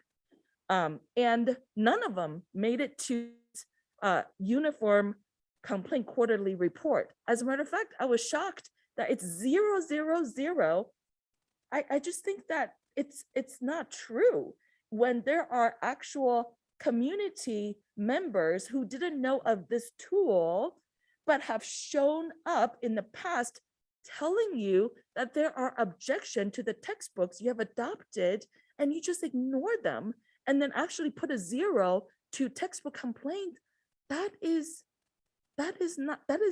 fraudulent. I'm sorry. I don't know any other better word to describe this. This report cannot be approved. I absolutely object. Please go back and contact the community members who have shown up here and complained about textbooks. You need to contact them and actually give them this tool to properly file their complaints. And so then therefore, your designated either principal or principal designated authority can respond to them within the reasonable time that is dictated by law. Right now, I feel you are violating code.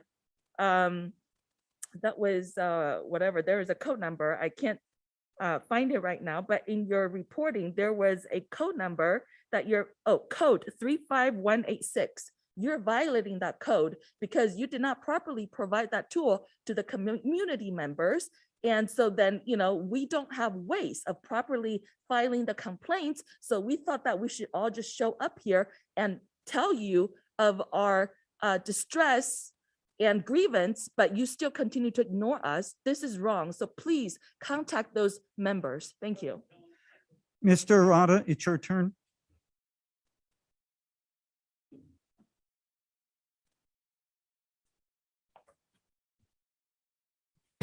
Will augment Helen's comments, but add something else.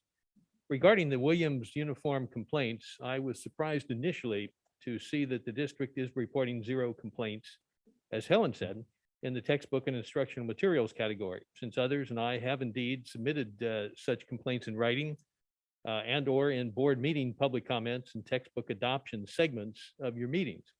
But then, having reviewed the Williams form itself, I saw that it limits textbook and instruction materials complaints to only 4 issues. I think this will explain things a bit for everybody. Skipping momentarily at issues number 2, 3, and 4. Those have to do with whether textbooks are even available for student access, whether textbooks are in acceptable physical condition, and whether a shortage of textbooks has resulted in photocopies being distributed instead. Returning to Williams complaint textbook issue number 1, it has to do with whether or not textbooks or instructional materials are standards aligned, whether they align with presumably state standards. Unfortunately, in my view, state standards themselves have been badly corrupted by various special interests in league with unscrupulous legislators. But so far as I know, those standards make no explicit allowance for overt white-hating racism of the sort that appears in this book, in which I mentioned earlier. In other words, whites are bad guys, everybody else is a good guy. We don't capitalize whites, but we capitalize everybody else. Nor do the standards as listed, or this Williams form, make allowance for the rapist, misogyny, and gangster murder that's pushed at 7th grade kids in this district and stamped racism, anti-racism U. So my question that results after all that is, does the district have a formal report form suitable for those textbooks? I realize the Williams complaint does not. In other words, a form that can be forwarded up the line to the County Office of Education, thence to the State Board of Education and Superintendent, thence to be included in posted copies of your board agendas. If there is no such formal complaint form of that sort, and as a former 20-year teacher and 25-year coach who's disgusted by some of what you permit to be adopted, I'd be glad to help you create such a complaint form. I recognize the Williams complaint form doesn't address itself to those particular issues. So thank you. Thank you for your comments. Anything that, okay. Any questions or comments from the board members? If not, connection. So moved. Second. I'm sorry, was that? Board Mem- me. I'm sorry, can't see you. The motion was made by Board Member Bratt and seconded by Board Member Ordway. Call out vote. Student Board Member Batra, Aye. Board Member Ordway, Aye. Board Member Clark, Aye. Board Member Bratt, Aye. Board Member Hurd, Aye. Board Member Mintz. Aye. The motion passes 5-0. Thank you. Moving on to item 12.0 administrative matters, 12.1 board members report. Ronald, we'll start with you. Do you have anything else you wanted to add this evening? I do not. Okay, thank you. Susanna? Yeah, thanks. So just a couple of things. I know that a few of us, I think most of us actually attended the California suburban school district meeting, right? And we're talking about our challenges, specific challenges on funding and things like that. And I really appreciate, I think, the group actually that we've recently, I think, became part of, because we do have, as a suburban school district, we do have certain challenges that perhaps like our neighbors up in the Walnut Creek area, or even our neighbors here on the Alameda County side, right? We're different. So it was really interesting, and I yeah, really appreciated attending that, and then hearing how we, along with our fellow, I guess, suburban districts all throughout the state, can kind of advocate for the students who are in our district, because we're a little different than, let's say, Richmond, or you know, even up in Concord, Walnut Creek area. So that was really interesting, and also really appreciated the I think Assembly Member Rafferty's presentation, and his I guess right now it's a bill that suggests certain things that we can kind of help everyone, and not just certain districts that perhaps are in need, but even with us in all of the districts in California, and how to kind of mitigate the falling cliff that we might be facing in terms of funding. Right. So really appreciate that last week. I really, really enjoyed coming back to our school district, the iQuest interviews that I think Ken and I did with the students. They're really, the students are great. I mean, they actually took not only what they learned, you know, in classes and stuff, but actually the internships that they've been working on this semester with the companies and organizations around our area. So that was really enjoyable in interviewing them. And then, of course, and then I had recent meeting with our GATE task force committee, which is now going to kind of not really advise, but include what their discussion and their viewpoints are with regards to our deep learning strategies and group that we have. So those are my additions to this. Thank you, Thanks. Suzanne. Shelley? Okay, I have a few things. Attended the town of Danville, Ken and I attended the town of Danville liaison meeting, and Monta Vista has a new resource officer. Helped hand out the COVID test distribution here at the district office. And I just want to say, I am totally amazed at the organization and the finely oiled machine that was able to be put in place on a dime to get 30,000 test kits out to our students. So amazing job by staff and all the volunteers who helped and all of the community who showed up. So it was a great experience, actually. Did noon duty at Sycamore Elementary, and the kids are having a great time. That's all I can say. They're running around, and they're putting their masks on when it's appropriate. They're cleaning their hands, but they are having a great time out on the playground. So that was really great to see.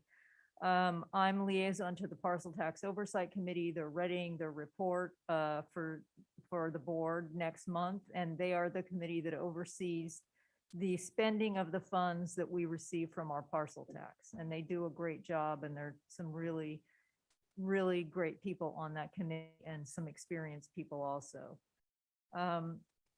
As John said, we had the Access to Excellence meeting, and we're moving forward on trying to create new pathways for funding for the district. And it's actually very exciting.